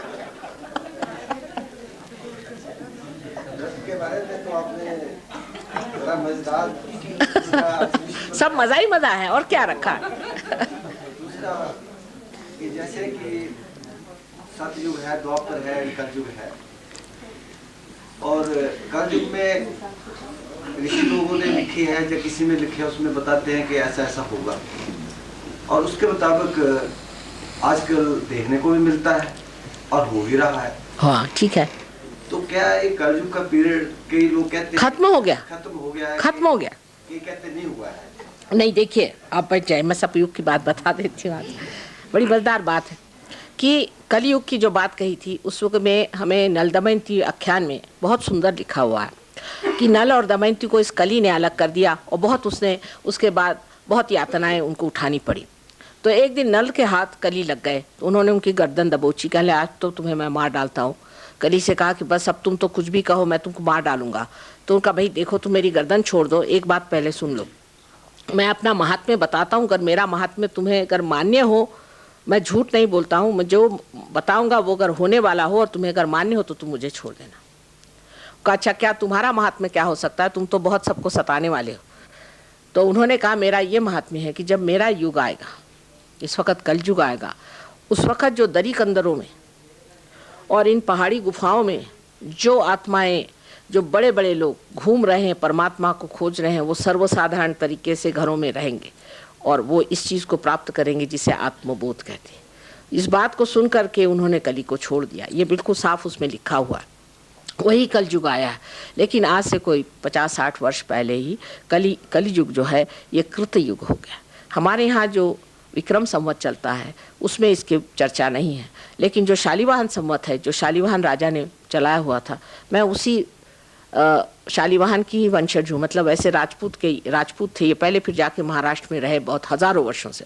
वही शालिवाहन ने जो चलाया हुआ है उसमें लिखा हुआ कि आजकल कृतयुग है, इसे वो नहीं। कृतयुग माने इसमें जो है आपकी जो चैतन्य है वो कृत कार्य करेगा, कृतार्थ होगा, वो उसकी क्रिया दिखाई देगी, और इसे कृतयुग कहा है। और जब ये कृतयुग अच्छे से घटित हो जाएगा उसके बाद आपका सत्ययुग आएगा। इसका वर्णन जैसे कि योगी महाजन ने बताया है, ये किताब जिसका नाड़ी ग्रंथ जो कि भृगु मुनि ने लिखी है, उन्होंने भृगु संगीता और नाड़ी ग्रंथ 2 किताबें लिखी हैं। नाड़ी ग्रंथ में ये सब बातें उन्होंने लिखी हुई हैं। और जब नाड़ी ग्रंथ में व्यवस्थित रूप से लिखा गया है कि ऐसा समय आएगा कि जिस वक्त में हर इंसान की कुंडलिनी सहज में जागृत होगी, इतना ही नहीं उनकी सब बीमारियां ठीक होकर के अस्पताल आदि जो संस्थाएं वो कमज़ोर पड़ जाएंगी। डॉक्टरों को घबराने की कोई बात नहीं, अभी वो समय आने में टाइम है।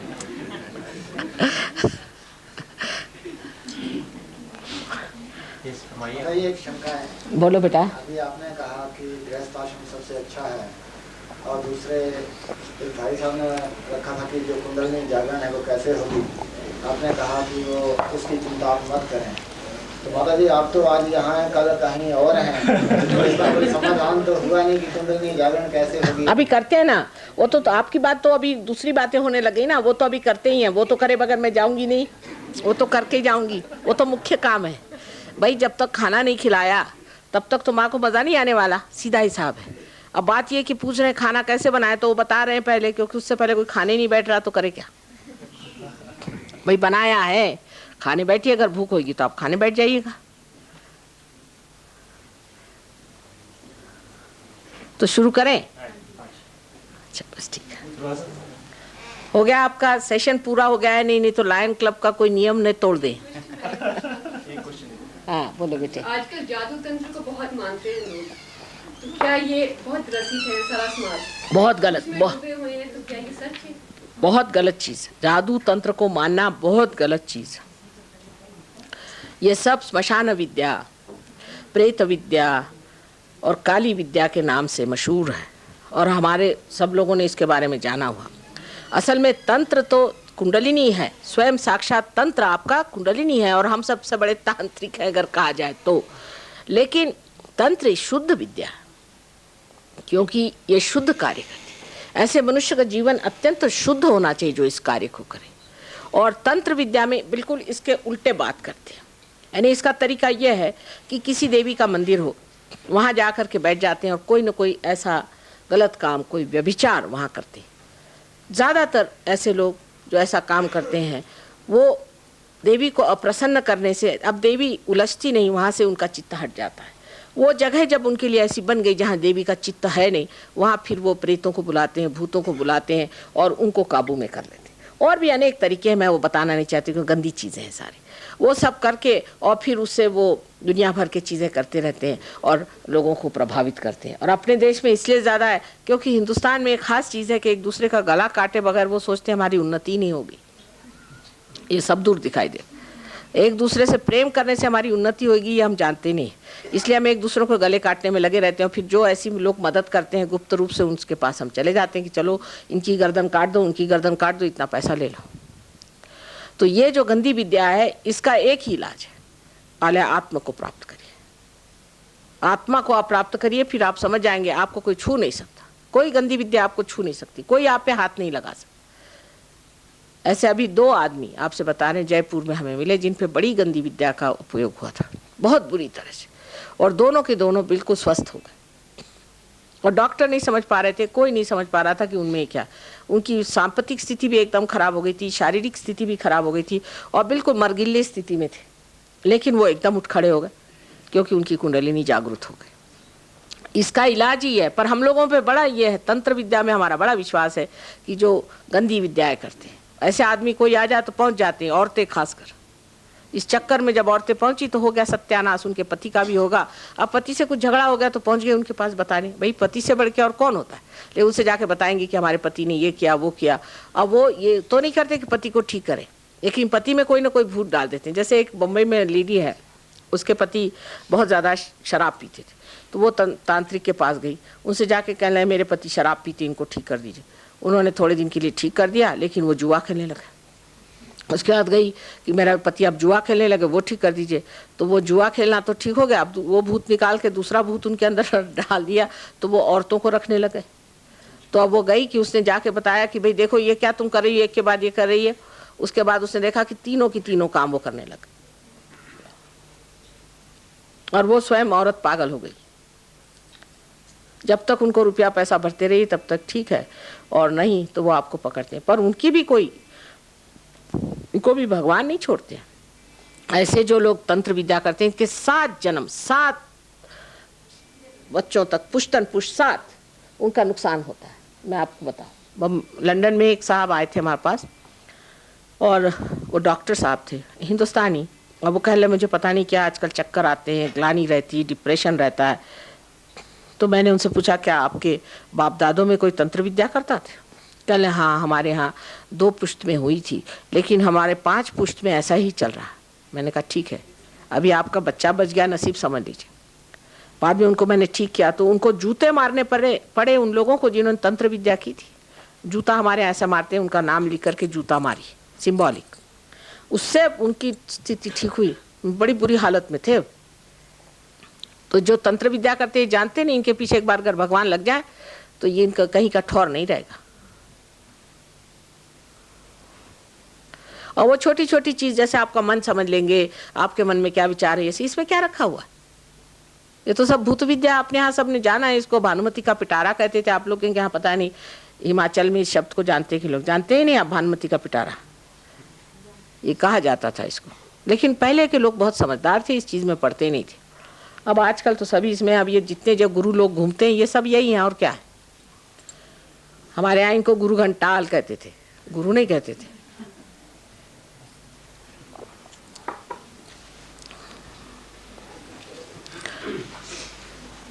आपने ठीक पॉइंट निकाला, बड़ा कॉमन। जो आजकल जो बुक्स निकली हैं ऑन ब्रथ और जो शिक्षा देते हैं इतने फास्टों के बाद you get this and और जो ये कथाएं करते हैं और डिफरेंट माताएं like Santoshi Mata and all, can you से? संतोषी माता तो बिल्कुल सिनेमा वालों ने बनाई है, बिल्कुल। संतोषी माता कोई शब्द ही नहीं, देवी के 1000 नाम है, उसमें संतोषी शब्द नहीं। क्योंकि जो देवी स्वयं साक्षात संतोष देती वो क्या संतोषी होगी? संतोषी तो एडजेक्टिव है, आपको खुद सोचना चाहिए। पर हम लोग जानते नहीं ना, यही 100 साल में क्यों ऐसी। देखिए हमको भी सोचना चाहिए कि ये सब चीज़ें पहले क्यों नहीं चलती थी, आज नई नई चीज़ें एक निकल रही है, ये कैसे, क्यों? वजह यह है कि हम अपने बारे में जानते नहीं, हमें अपने शास्त्र मालूम नहीं। देवी के 1000 नाम हमने कभी पढ़े नहीं, हम क्या जाने संतोषी माता नाम है या नहीं। किसी ने संतोषी माता का व्रत किया तो बड़ा ही मुश्किल हो जाता है मुझे पार कराना। ये तो सब ये सिनेमा वालों ने एक संतोषी माता बना दी, सिनेमा वाले क्या माता बनाएंगे? आप ही सोचिए कहाँ से निकाले। इस तरह की नई नई चीज़ें बहुत है। अभी हमारे महाराष्ट्र में एक, मैं तो कहती हूँ तो ब्राह्मणों के कर्दन काल निकला है, बेचारे सारे ब्राह्मणों को मार डाला उस आदमी ने। उसका नाम था गुड़वणी। उसने एक किताब, कोई विष्णु तीर्थ करके है, उन्होंने किताब लिखी। ये 50-60 साल पहले उन्होंने किताब लिखी थी। उसमें कुछ तरुणोपाय अरुणोपाय पता नहीं बड़े बड़े नाम दे दिए। तो मैंने इन ब्राह्मणों से कहा कि तुम क्यों इसमें पढ़े, तुम्हारे पास शास्त्र नहीं है? ये कहीं लिखा है अपने शास्त्रों में? जो चीज़ परंपरागत हमारे अंदर है, जो महान लोगों ने लिखी है। मैंने कहा तुम तो, और खासकर महाराष्ट्र के ब्राह्मण तो इतने विद्वान हैं, मैंने कहा ये तुमने माना क्यों? ये मानने की जरूरत क्या थी? ये कहाँ लिखा है, कौन से शास्त्र में लिखा है? लेकिन मान गए। आज कोई भी आता है, नियो सन्यासी कोई चलाया, कोई फलाना ठिकाना, ये सब नई नई चीजें निकालते, वो बड़ी अच्छी लगती है हमको। ये राजसिक स्वभाव होता है मनुष्य का, उसको रोज नई चीज चाहिए। अरे भाई जो अपने यहाँ इतनी बड़ी चीज रखी है उसे देखिए। कहीं लिखा है शंकराचार्य ने कहीं लिखा है कि कुंडलिनी से आपको तकलीफ होती, लेकिन अभी कुंडलिनी फाउंडेशन बनाए, बताइए 65 लाख रुपया उनको दिया गया। कुछ समझ में मेरे नहीं आता है कि जो कभी लिखा नहीं वो चीज़ क्यों मानते हैं आप लोग। कभी नहीं मानना चाहिए। हमारे यहाँ हजारों वर्षों से चीज़ें लिखी हुई हैं, हम तो मतलब ज्ञात लोग हैं, हमको क्या इस चीज़ में पढ़ा। मैं अंग्रेज समझ सकती हूँ क्योंकि वो तो बेवकूफ़ ऐसे ही होते हैं और इस तरह से और बेवकूफ़ बनते हैं। वो तो राजसिक लोग होते हैं, उनको कोई नई चीज़ दे दीजिए। आजकल और नया निकाला है उन लोगों ने कि सर में लाल रंग लगाओ, नाक में सुइयाँ डालो, यहाँ पे पीने बांधो और घूमते रहते हैं बेवकूफ़ जैसे। उनसे पूछा कि ये सब क्या करते हो, तो कल इसमें क्या गलत हुआ। मैं कहा कुछ नहीं, नाक काट लीजिए, उसमें क्या गलत हुआ। उनको यही नहीं समझ में आता कि गलत और सही क्या। उनसे क्या सीखने का। जो हमारा धरोहर है इतने सालों से, जो शास्त्र हमारे अंदर है। और देखिए कि आश्चर्य मुझे लगता है, इतने विद्वान ब्राह्मण लोग, इतने विद्वान जो कि शास्त्र जानते हैं, उनको इस आदमी ने बिल्कुल पंगु कर दिया। सबको पैरालिसिस ना, दुनिया भर की बीमारी। और जब मैंने उनसे पूछा कि साहब ये कहाँ किस किताब में लिखा है, तरुणोपाय, अरुणोपाय और शक्तिपात, तो कह ले किसी किताब में नहीं। तो मैंने कहा ये कहाँ से बीच में से पैदा हो गए 60 साल पहले। ये बात करें, सोचना चाहिए ना कि क्या हमारे शास्त्रों में लिखना होना चाहिए ना। और इतने विद्वान लोग, उन पे मुझे आश्चर्य हुआ। मैंने कहा कि तुम लोगों को इन्होंने मात किया, उनके चक्करों में नहीं आना चाहिए। नई कोई बात आए तो पूछना कि इसका शास्त्र में आधार बताओ। शास्त्राधार होना चाहिए। अभी उन्होंने कहा तंत्र के बारे में कि क्या तंत्र विद्या, क्या ये साधना है? ये साधना नहीं है। आपने भी कहा था ना कि किसी ने कुछ कर दिया था बॉम्बे में, वो आपके पास पहुंची। हाँ, वो करना क्या होता है, साधना नहीं होती बेटे। उसमें क्या करते हैं ये कि कुछ प्रेत विद्या है, उस विद्या से वो कुछ लोग काबू में कर लेते हैं। और ये जो प्रेत हैं इनके काबू में रहते हैं, उस काबू से ये लोग उनसे काम करवाते हैं। विद्या अविद्या है, अविद्या बिल्कुल है। हाँ हाँ, ये बात सही, मतलब हाँ ये हाँ फैक्चुअली ये है, फैक्चुअली ये है। यहाँ आप जो कह रहे ठीक बात। यहाँ पर किसी को तकलीफ हो जाती है, हाँ, आपके पास वो 2 आदमी बॉम्बे से चले के आ गए, आपने कुंडली द्वारा उसको ठीक कर दिया। उसका क्या रास्ता उनको ठीक करने का? जो 5 आदमी जो जिन दुकानदारों के पास घूमते हैं जाकर, ठीक है, आप ठीक कर मत्थे टेकते हैं, उनको जाके चढ़ावा देते हैं, बस वो लोग उनको ठगते हैं। हाँ, उसका क्या रास्ता उनको बचाने का? रास्ता तो भाई कायदे में तो कुछ है नहीं अपने यहाँ, लेकिन परमात्मा के कायदे में है।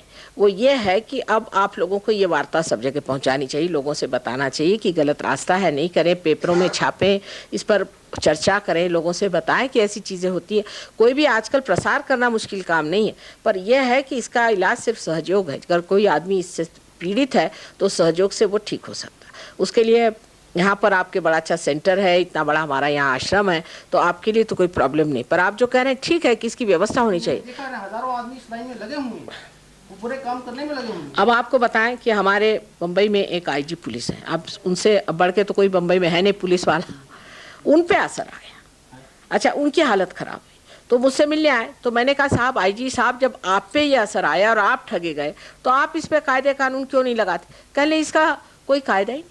तो मैंने कहा कि आप कुछ करिए, आप किताबों में लिखिए, आप पेपरों में लिखिए, आप अपना अनुभव लिखिए कि मेरे साथ ऐसी जाती हुई, मुझसे लोगों ने ऐसी तंत्र विद्या की, मुझे ऐसा नुकसान पहुंचाया। आप क्यों नहीं कोशिश करते? आप करिए। कहले मेरा कोई विश्वास करेगा? मैंने कहा लिखो तो सही, पेपर वालों से जाके बताओ कि देखो मेरे साथ ऐसा हुआ था और ये मेरी हालत हुई थी और मुझे ह्यूस्टन तक जाना पड़ा, ये उस आदमी ने मुझसे ऐसा किया। कहले वो उसका संबंध, उससे रिलेशनशिप नहीं लगा। मैंने कहा आप कह के तो देखो, 4 बातें करो, पैम्फलेट्स पे रखो, किताबें। अब हमने किताबें छापी हैं, हम लोग ही छाप रहे हैं। मैं ही एक अकेली हूँ जो 1970 में, आप देखिए, अब काबसी जहांगीर हॉल जो कि बम्बई का सबसे बड़ा हॉल है, वहाँ पर खुले आम मैंने इस पर चर्चा की। इतना ही नहीं, इन राक्षसों के भी नाम बताए कि कौन से राक्षसों ने जन्म लिया, उनके क्या क्या नाम है। लेकिन उनकी किसी की हिम्मत नहीं हुई कि मेरे पर कुछ लिखें या मेरे और दौड़े। आपके यहाँ के चंबा की कहाँ के महाराजा वहाँ थे, वो आए, कहले माँ क्या कर रहे हो, आपको बंदूक से मार देंगे। मैंने कहा उठाओ तो बंदूक, देखे कौन मेरे सामने बंदूक लाता है, वो भी मैं देख लूँ। तो ये चीज़ ज़रूर होती है कि ये जो आप कह रहे हैं ये बात है, ये अविद्या है, इसमें कोई शंका नहीं, बिल्कुल है और लोग करते हैं। ये तो बात सही आपने कही, वो अच्छी, हाँ, मतलब वास्तविकता है। आम आदमी को कैसे बचाया जाए? आपके पास तो मेरे पास आने की जरूरत नहीं भाई साहब, सिर्फ मैं आपसे नहीं, मेरे आने की जरूरत नहीं। मेरे फोटो हैं, मेरे फोटो में भी चैतन्य, आप मेरा फोटो रख लीजिए। सिर्फ फोटो आप रखने से ही सब भागेंगे, फोटो से बहुत दूर भागते, फोटो में तो कुछ पूछे ही नहीं। फोटो ही काफ़ी है, आपको ज़रूरत नहीं कि मैं ही रहूं। ठीक कह रहे हैं आप, प्रॉब्लम तो है, हर एक दुकान में आप लगवा दीजिए फोटो, देखिए ऐसे ही भाग गए होंगे काफ़ी यहाँ से बिस्तर बांध करके, पता हुआ कि हम आ रहे हैं। वो लोग ज़्यादा जानते हैं हमको, क्योंकि वो तो थर थर थर थर थर ऐसे काँपते मेरे सामने, वो तो ज़रूरत से ज़्यादा मुझे ज़्यादा जानते, ऐसा भागते हैं कुछ पूछे नहीं। मेरा यहाँ आना ठीक हुआ, आप सबको बताएं, बिल्कुल साफ बताएं, है ये विद्या, ऐसे गंदे लोग हैं, करते हैं मैली विद्या और इस तरह से नुकसान होता है। बात सही है, बिल्कुल आप कहने में ठीक बात है। सामान्य आदमी की सबकी मदद करनी, ये मैं कहती हूँ कि हम समाजोन्मुख है, सारे समाज की मदद करनी, और आप लोग उठ करके बात खुलेआम कहिए, बिल्कुल सही बात, आप ठीक है। और कोई प्रश्न हो? जो इसको नहीं मानता उस पर इसका असर हो सकता है कि नहीं? होता है बेटे, तो भी हो सकता है, हो सकता है, उस पर भी हो सकता है जो नहीं मानता है। लेकिन जो एक सहयोग में एक बार आ जाए, जो आत्मा प्राप्त कर ले, वो तो उस पर नहीं होता, उसके आसपास के लोगों पर भी नहीं होता। ऐसा अगर आदमी ऐसी जगह कहीं चला जाए जो कि आत्मा से प्रकाशित है, आप सोचिए कि वो भागते हैं बिस्तर बांध करके।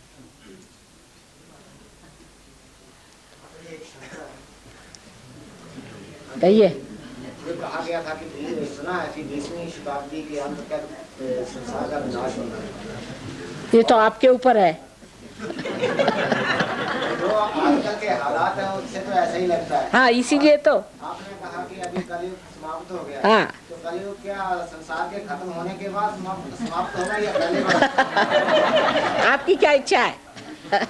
देखिए मैं आपसे बताऊं, कृतयुग जो है इसमें आप लोग पार हो सकते हैं, आप पा सकते हैं, आप चैतन्य को पा सकते हैं, चैतन्य कार्यान्वित होगा, परमात्मा का आपका विश्वास दृढ़ होगा आप लोग पर। कितने लोग होंगे, बात ये कर एक इतने अंदाज से लोग हो जाएं पार और इसमें पूरे तरह से रज जाए तो बिल्कुल कुछ नहीं हो सकता, कोई खराबी नहीं आ सकती, कोई खराबी नहीं आ सकती। लेकिन इतने लोग इकट्ठे होने चाहिए और पाने चाहिए। पर आपको आश्चर्य होगा कि जो बेकार के लोग हैं, जो तामझाम लेके चलते हैं, उनके लिए हजारों लोग जुटेंगे, लेकिन माँ के लिए कितने लोग जुटने वाले, क्योंकि इसमें तो कुछ बनना होगा। आप तो लोग चाहते चलो भाई कोई नहीं, ये गुरु बना लो, इसको 4 पैसे दे दो, काम हो गया। तो ये सस्ता काम नहीं, इसमें तो आपको बनना होगा, ये मुश्किल है। In a way is nice, is too much light. मेरा माता जी ऐसा है कि दुनिया में बहुत ऐसे है कि कोई ज्योतिषी विभिन्न कंट्रियों के हैं, देशों के हैं, या कोई साइंटिस्ट है, ऐसे ढंग से जो भी मानते हैं वो देखते हैं कि आने वाला जो समय है वो भविष्यवाणी की है कि दुनिया में काफी सर्वनाश होगा। इसके बारे में आप क्या महसूस करती हैं? अरे भाई, उनकी सदिच्छाएं यही है, उसे क्या करा जाए, लेकिन जोर लगाना है कि ये नहीं होगा। जब जानकी नाथ सहाय करे तब कौन बिगाड़ करे नर तेरो। कौन से मंगल और कौन से शुक्र और कौन से शनि, उससे परे जब आप उठ गए तो फिर क्या आपको भय है? मेरे ख्याल में समय काफी हो गया है और ये प्रश्नोत्तर का सिलसिला बंद करें और माताजी से अनुरोध के वो आशा है आप लोग कुछ तो समाधान प्राप्त किए होंगे मेरे जवाबों से। और घबराने की कोई बात नहीं। एक ही बात मैं बताना चाहती हूँ आपके सवाल का जवाब, कि जब मैं गई थी वहाँ फ्रांस, तो बहुत से लोग बाहर बैठे हुए थे और आपस में बातचीत कर रहे थे। तो मैंने किसी से पूछा कि ये क्या बातचीत कर रहे हैं? कल ये सोच रहे हैं कि अब अष्टग्रह आने वाले हैं तो हम सबका सर्वनाश होगा तो सब ठीक हो जाएगा। मैंने कहा अच्छा, ये इनकी इच्छाएं है क्या इधर बैठे बैठे? मैंने कहा कि नाश होने के बाद इनका क्या होने वाला है, ये कुछ बच जाने वाले हैं क्या? वहाँ बैठे हुए सोच रहे थे कि अब सब सर्वनाश होने वाला है, और इन्होंने ये फैलाई हुई हवा है कि सर्वनाश होने वाला है और ये है वो। कुछ नहीं होने वाला, आप संभल के रहिए, ये सब चीज़ कुछ होने नहीं वाली। आप लोग सहयोग प्राप्त करिए, देखते हैं कौन सर्वनाश करता है। अपने में हिम्मत रखें। परमात्मा के हाथ इतने ज़बरदस्त है, उनकी शक्ति इतनी ज़बरदस्त है कि कोई भी चीज़ ऐसी वो होने नहीं देंगे। जिन्होंने ये सृष्टि बनाई है, जिन्होंने आपको बनाया, वो क्या ऐसा काम होने देंगे? कभी नहीं हो सकता। लेकिन आप उनको माने। अगर आप राक्षसों को मानते हैं तो ज़रूर होगा, आप अगर गलत कामों को मानते हैं तो ज़रूर होगा। वो तो परमात्मा अपना चित्ता हटा लेंगे, लेकिन जब तक उनका चित्ता आपके ऊपर है, अशक्य है, अशक्य है।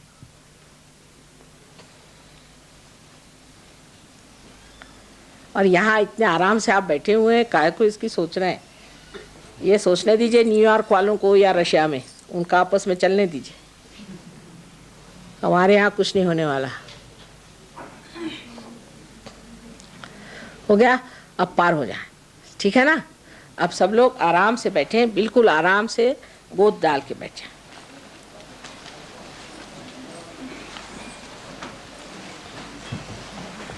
पहले हमें संतुलन साध्य करना। अपने अंदर दो शक्तियां जो मैंने बताई, इच्छा शक्ति और क्रिया शक्ति। सब लोग बैठ जाइए बेटे, बैठ जाइए, और सब लोग करें, नहीं तो बाद में कहेंगे माँ हमारा नहीं हुआ, ये नहीं हुआ। सीधी, बिल्कुल सीधी सरल चीज़ें आपकी अपनी है, त्वरित घटित होती, तत्क्षण। रामदास स्वामी ने कहा था तत्क्षण घटित होती। लेफ्ट हैंड हमारे ओर रखें इस तरह से, जैसा ये है, खड़े हो जाओ, गोद में रखें आराम से। लेफ्ट हैंड गोद में रखें, जो कि इच्छा शक्ति, माने इच्छा ये है अब कि हमें योग प्राप्त हो, आत्मबोध मिले, ये इच्छा, ये पूरी समय हमारी ओर है इस वक्त। और सीधा हाथ जो कि क्रिया शक्ति है, इसको इस धरती को छू ले, धरती को छू ले, राइट हैंड से धरती को छू ले। कोई चीज़ कसी हो तो उसे आप कम कर लीजिए। कोई चीज़ कस रही हो आपके कमर में, कहीं भी कस रही, ज़रा हो तो कस रही हो, तो नहीं कस रही हो, अगर आप स्वस्थ हो तो कोई ज़रूर, वो तो बड़ा अंतर योग है। बट ये अनकंफर्टेबल फीलिंग आने से चित्त जो है बाहर जाता है, इसलिए इस तरह से साइड में रख लें, आराम से, आराम से साइड में रख।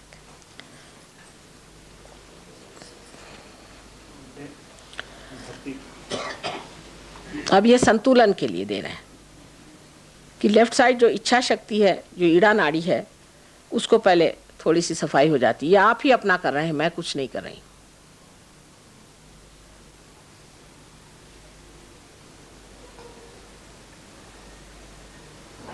लेफ्ट की पकड़ है,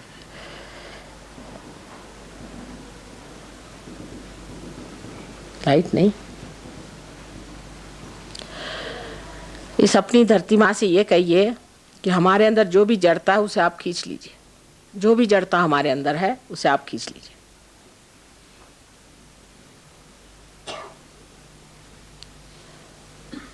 क्योंकि ये योग भूमि है। गणपति को याद करके इस भूमि से कहना होता है कि आप हमारी जो भी जड़ता है उसे खींच लीजिए। लेफ्ट हैंड हमारे ओर करिए और राइट हैंड जमीन पर रखिए।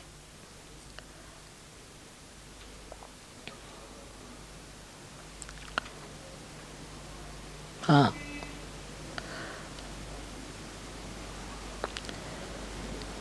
चलने दो, साफ हो रहा है।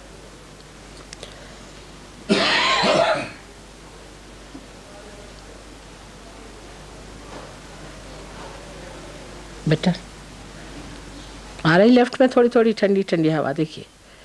अच्छा, अब राइट हैंड हमारे ओर करें, ये वाला राइट हैंड, और इसको इस तरह से ऊपर आकाश की ओर। इससे हम अपनी क्रिया जो है उसको आकाश तत्व में मिला रहे हैं। इस तरह से पीछे करें, हाथ पीछे। राइट हैंड हमारे ओर, आप उल्टा करें, राइट हैंड हमारे ओर करिए और लेफ्ट हैंड इस तरह से करिए। ऐसे ऐसे राइट हैंड करिए, इस तरह से गोद में रखिए।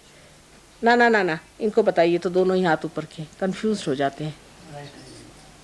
ना ना, राइट राइट राइट हमारी तरफ उल्टा। तुम करके दिखाओ ना। ये इस तरह, राइट राइट हैंड इस तरह से, लेफ्ट हैंड पीछे।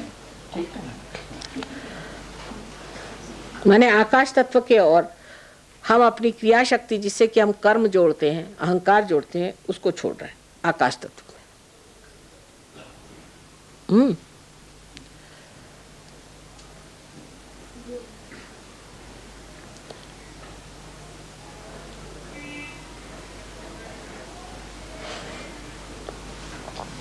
अच्छा, अब दोनों हाथ ऐसे रखें। अब आप ही को अपनी कुंडलिनी जागृत करनी, इस तरह से गोद में रख लें। आप ही को अपनी कुंडलिनी जागृत करनी है, आप ही को अपने चक्रों पे हाथ रखना है। बिल्कुल सही बात है, जिससे आज आप सीख लें, फिर आगे भी आप कर सकते हैं। और हर एक चक्र पे क्या कहना है मैं आपको बताऊंगी। सबसे पहले तो आपको हृदय पे रखना है, क्योंकि हृदय में आत्मा है, इसलिए हृदय पे पहले रखना है। एक एक चीज़ मैं बताऊंगी आपको कहाँ रखना है। हृदय पे इस तरह से रखना है, फिर पेट के ऊपर के हिस्से में, फिर पेट के नीचे के हिस्से में, सब लेफ्ट साइड में काम करेंगे आप। सारे लेफ्ट साइड में होगा। फिर आप फिर से ऊपर के हिस्से में जाएंगे, फिर हृदय पे जाएंगे। ये चक्र क्या है ये भी बताऊंगी मैं। और फिर उसके बाद में सामने से, इस तरह से सामने से हाथ लेकर, पीछे से नहीं, सब लोग अभी देख लें, सामने से हाथ लेकर यहाँ पर रखें, इस जगह में, पीठ के तरफ हाथ ले जाएं, इस जगह में। ये हमें, इसे हम लेफ्ट विशुद्धि चक्र कहते हैं, श्री कृष्ण का चक्र है। उसके बाद में यहाँ माथे पर इस तरह से दबा करके, उसके बाद पीछे में इस तरह से दबाकर, उसके बाद सर पे ये जो तलवा है, जो तलनू ये कहते हैं, ये तलवा जो है ये अपने तलनू पे माने तालू पे रखें दबा के, और इसको इसी तरह से 7 मरतबा घुमाना होगा, जिसके बारे में मैं आपको बताऊं। सबसे पहले आप आंख बंद कर लें, आंख खोलनी नहीं, क्योंकि ये अंतर्योग है, चित्त बाहर नहीं जाना चाहिए, इसलिए आंख खोलिए नहीं। बाहर कुछ लोग हैं, बैठ जाए, अंदर जगह है, आप लोग आना चाहें तो, जो लोग आना चाहें आ जाए, अंदर जगह है, ऐसी बात नहीं है जगह। अच्छा, अब बिल्कुल सीधी सरल चीज़ है, इसमें कुछ खास करने का नहीं, सब लोग बिल्कुल समझ लेंगे, इसमें कोई बात नहीं। आँख खोलिएगा नहीं, आँख का चश्मा उतार लें, आँख अच्छी हो जाती है, काफ़ी लोगों की आंखें भी इससे ठीक हो जाती है, इसलिए आँख का चश्मा उतार लें। आँख नहीं खोलिएगा, बस आँख नहीं खोलने का, और लेफ्ट हैंड हमारी तरफ पूरी समय रखना और राइट हैंड को घुमाना है, बस। अब आप आँख बंद कर लीजिए, आँख बंद करके हृदय पे हाथ रखें, हृदय पे। अब एक बात, अब उल्टा ही चल रहा है, औरतों को देखिए, हृदय लेफ्ट में होता है, लेफ्ट हैंड मेरी ओर करिए, राइट हैंड नहीं, लेफ्ट हैंड माने उसको आप लोग क्या कहते हैं, उल्टा हाथ, क्योंकि बात है हिंदी भाषा में हर जगह अलग अलग कहते हैं, इसलिए मैं लेफ्ट और राइट कहने लगी। क्या कहते हैं, खब्बा, खब्बा हाथ, खब्बा हाथ मेरे और करिए, और इसको, हाँ ये उल्टा है, सग्गा, सज्जा, सज्जा हाथ। मैं भी पंजाबी एक ज़माने में जानती थी, अब थोड़ा भूल गई। खब्बा, खब्बा हाथ मेरे और राइट हैंड जो है वो अपने हृदय पे रखें, सीधा हाथ हृदय पे रखें। अब अपनी आंख बंद कर लें। सबसे पहले जानिए कि आप एक मंदिर हैं और आत्मा आपके अंदर एक प्रकाश स्वरूप है।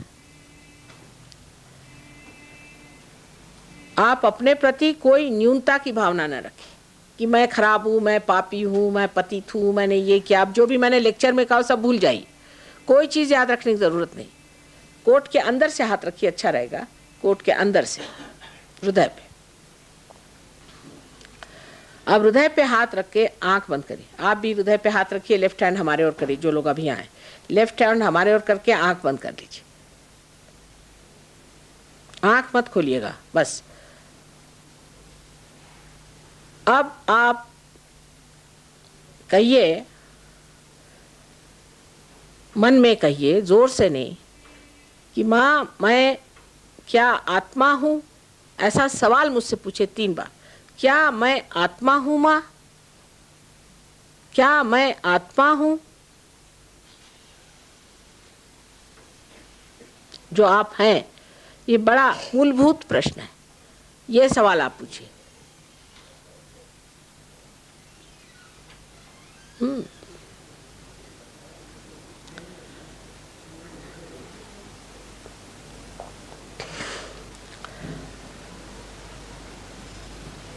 अब जो राइट हैंड है उसको आप पेट के ऊपर के हिस्से में रखें, पेट के ऊपर के हिस्से में। अब ये स्वादिष्ठान चक्र का, नाभि चक्र का हिस्सा है।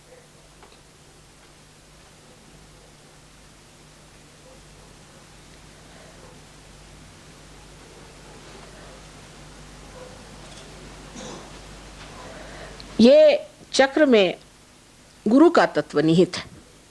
अगर आप आत्मा है तो आप अपने गुरु हो जाते। इसलिए आप दूसरा सवाल मुझसे पूछें कि क्या माँ मैं स्वयं का गुरु हूँ? सब लोग पूछें, जो नए आए हैं वो भी लोग आंख बंद करके करें, कृपया सब लोग करें।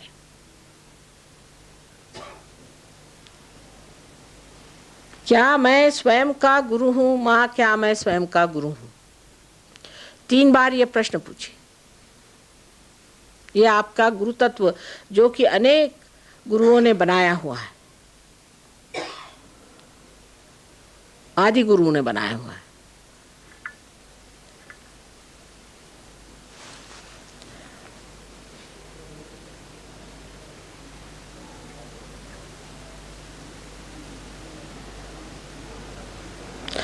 अब आप अपना राइट हैंड, लेफ्ट हैंड वैसे ही रखे रहना पूरी समय। राइट हैंड आप पेट के नीचे के हिस्से में रखें, पेट के नीचे के हिस्से। ये जो चक्र है पेट के नीचे के हिस्से में, ये स्वादिष्ठान चक्र का लेफ्ट साइड है और यही शुद्ध विद्या देता है। यही शुद्ध विद्या माने वो जो ज्ञान जिससे आप सर्वव्यापी शक्ति का चालन कर सकते हैं, ये शुद्ध विद्या है। परमात्मा के कायदे कानून आप जान सकते हैं, वही शुद्ध विद्या है। इस जगह आप पे जबरदस्ती कोई नहीं कर सकता। आपको कहना होगा कि माँ मुझे शुद्ध विद्या दीजिए, मैं आप पे जबरदस्ती नहीं कर सकती क्योंकि आप स्वतंत्र हैं। सो आप मांगिए, माँ मुझे शुद्ध विद्या दीजिए। ये कहते ही कुंडलिनी चलायमान होती है। मुझे शुद्ध विद्या चाहिए क्योंकि वो शुद्ध इच्छा है।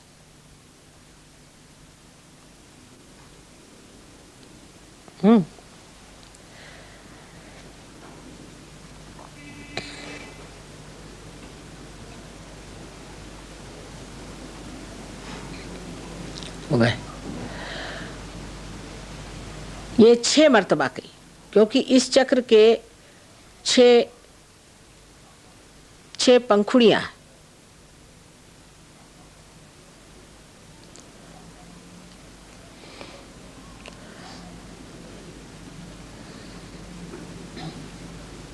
मुझे शुद्ध विद्या दीजिए। अब कुंडलिनी शुरुआत हुई, उसके लिए आपको चाहिए कि उसका आसन बनाते चले, उसको विश्वास दिलासा देते चले। इसलिए अपना यही राइट हैंड पेट के ऊपरी हिस्से में फिर रखे जहां गुरु तत्व था, दबाकर पेट के ऊपरी हिस्से में रखे। अब इस जगह फिर से गुरु तत्व में आपको पूर्ण विश्वास के साथ कहना चाहिए कि माँ मैं ही स्वयं का गुरु हूँ। यहाँ जो मैं कह रहे हैं वो आत्मा है। माँ मैं ही स्वयं का गुरु हूँ, मैं ही वो आत्मा हूँ जो कि गुरुत्व करता है, जो मार्गदर्शन करता है। इसलिए मैं ही स्वयं का गुरु हूँ। 10 मर्तबा कहिए।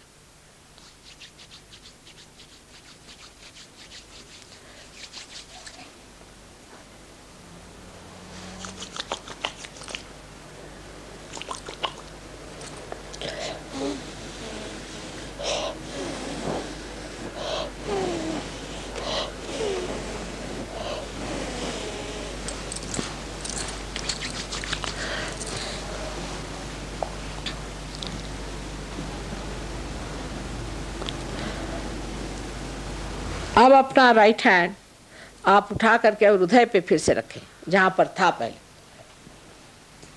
अब फिर अपनी कुंडलिनी के लिए स्थान बनाइए और वहां उसको दिलासा दीजिए, पूर्ण विश्वास के साथ कहिए कि माँ मैं स्वयं आत्मा हूँ। ये 12 मर्तबा कहिए। माँ मैं स्वयं आत्मा हूँ, ये 12 मर्तबा कहिए।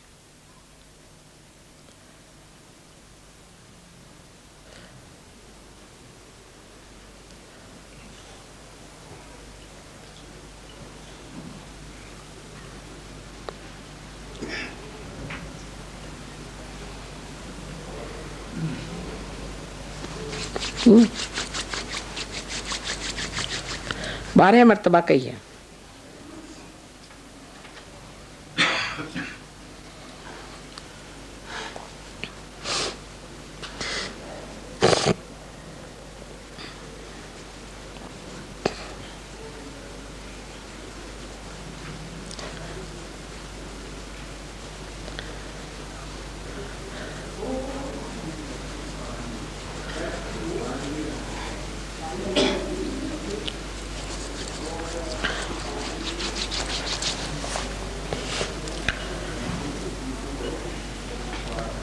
अब ये जान लेना चाहिए कि परमात्मा जो है वो प्रेम के सागर है, वो कृपा के सागर है, पर सबसे अधिक वो क्षमा के सागर है। तो हम ऐसी कोई सी भी नहीं गलती कर सकते जो वो अपनी शक्ति में क्षमा नहीं कर सकते। इसलिए हमें दोषी ठहराना, हर समय अपने को खराब कहना, न्यून समझना बहुत बड़ी गलती है। और इसी से एक चक्र जो पकड़ता है वो हमारा लेफ्ट साइड में गर्दन के पास आप हाथ लगाएं, जहाँ पर कि हमारा कंधा है, गर्दन के पास सामने से, मैंने कहा था हाथ दीजिएगा सामने से, और जोर से पकड़ी कंधे पर, जोर से पकड़ी कंधे पर, उस कॉर्नर में, उस कोण में आप हाथ रख के पीछे की ओर दबा के पकड़िए। यहाँ आप 16 मरतबा कहिए, 16 मरतबा आप कहिए कि मैं दोषी नहीं हूँ, मैंने कोई दोष नहीं किया। अंग्रेजी में कहते हैं mother I am not guilty, मैंने कोई दोष नहीं किया। 16 मरतबा आँख बंद कर, हाथ ऐसे रखिएगा, लेफ्ट हैंड मेरी ओर रखिए, हाँ ऐसे कहिए, माँ मैंने कोई दोष नहीं किया।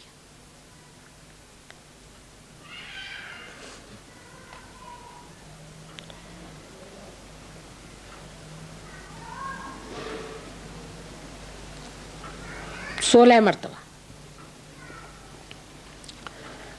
और जो सोचते हैं कि हम बहुत ही पतित हैं, बहुत ही पापी हैं, हमने बड़ी गलतियां करी, या कुछ भी बात जो मेरे लेक्चर में ऐसी आई भी हो, सब भूल जाइए। अगर ऐसा सोचते हैं तो अपने को सज़ा दे लीजिए, 108 मरतबा कहिए, प्रसन्न चित्त होइए। मैं बार बार कह रही हूँ कि आपको परमात्मा के साम्राज्य में जाना है, प्रसन्न चित्त होइए। अपने प्रति क्यों ऐसा क्रोध दिखाने का?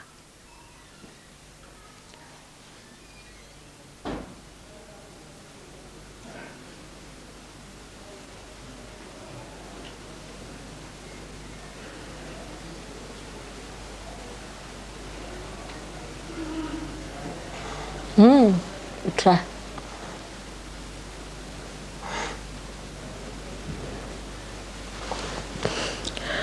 अब लेफ्ट हैंड हमारी तरफ रखिए और राइट हैंड उठा करके अपने कपाल प्रदेश पे रखें, जिसे हम लोग कहते हैं फोरहेड अंग्रेजी में। अपने मत्थे, मत्था तो सर पे होता है, मत्था इसे कहते हैं यहाँ। अच्छा, और दोनों तरफ से दबाइए, जैसे सर दर्द होते वक्त हम दबाते हैं, बीच में हाथ को बाहर की तरफ खींच के दोनों साइड से दबाइए। यहाँ पर पूरे हृदय से आप एक कहें कि माँ मैंने सबको क्षमा कर दिया। कितनी बार की बात नहीं, हृदय से आप कहें कि मैंने सबको क्षमा कर दिया। ये उल्टा करे जा रही है। ऊपर रखें, माथे के ऊपर, माथे पर रखें।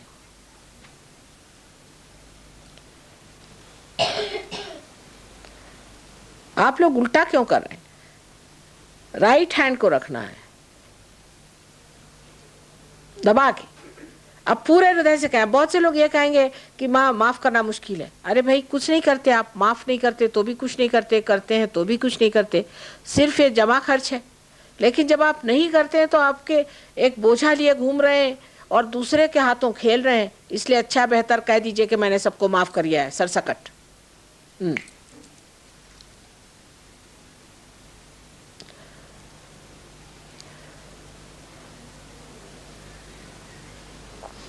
अब इस हाथ को पीछे की ओर ले जाएं और अपने सर को पकड़ें पीछे की ओर से, जोर से दबा के।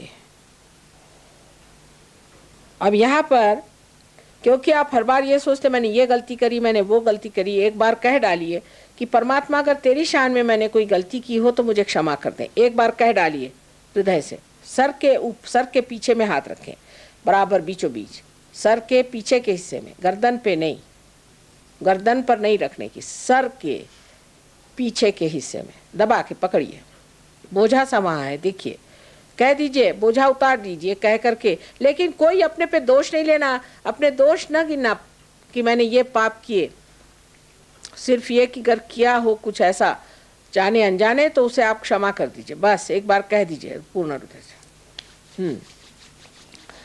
अब अपना हाथ पूरी तरह से खोल करके और अपना तलवा जो है तालू पर रखें और सर की जो स्कैल्प है, चमड़ी है, उसको घुमाइए, दबा करके घुमाइए, खूब जोर से घुमाइए 7 मरतबा। और उस वक्त ये कहिए कि माँ मुझे आप आत्म साक्षात्कार दीजिए, क्योंकि आप पे फिर ज़बरदस्ती नहीं कर सकते, आपको मांगना होगा। माँ मुझे आत्म साक्षात्कार दीजिए, ऐसा पूर्ण हृदय से मांगे।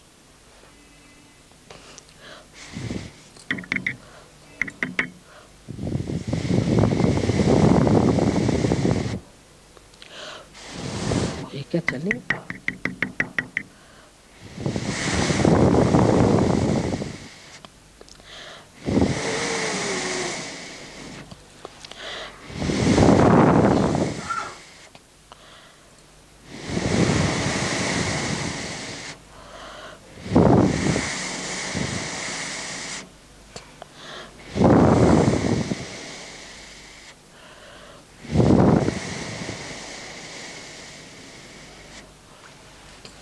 अब ये हाथ नीचे रख लें, आराम से आंखें खोलें, निर्विचार में मेरी ओर देखिए, निर्विचार में, कोई विचार नहीं करिए,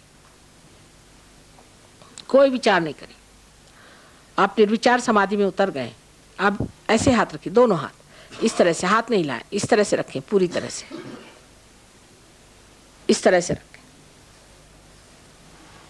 अब लेफ्ट हैंड जो है, लेफ्ट हैंड उससे आप 4 इंच ऊपर करके सर पे देखिए, ठंडक आ रही क्या, घुमा के मेरी ओर देखते रहे निर्विचार में, थोड़ा सा सर उन्नत करके ऐसे देखिए, देखिए ठंडक आ रही क्या अपने ही सर में से पीछे की तरफ। हाँ आ रही, बड़ी सूक्ष्म चीज है। आप ये उल्टा ही करती हैं।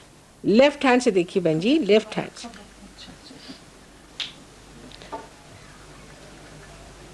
हाँ आ रही, ठंडक से आ रही कि नहीं पांडे जी, देखो तो आ रही है, हमको तो दिखाई दे रहा। अब राइट हैंड से देखिए, लेफ्ट हैंड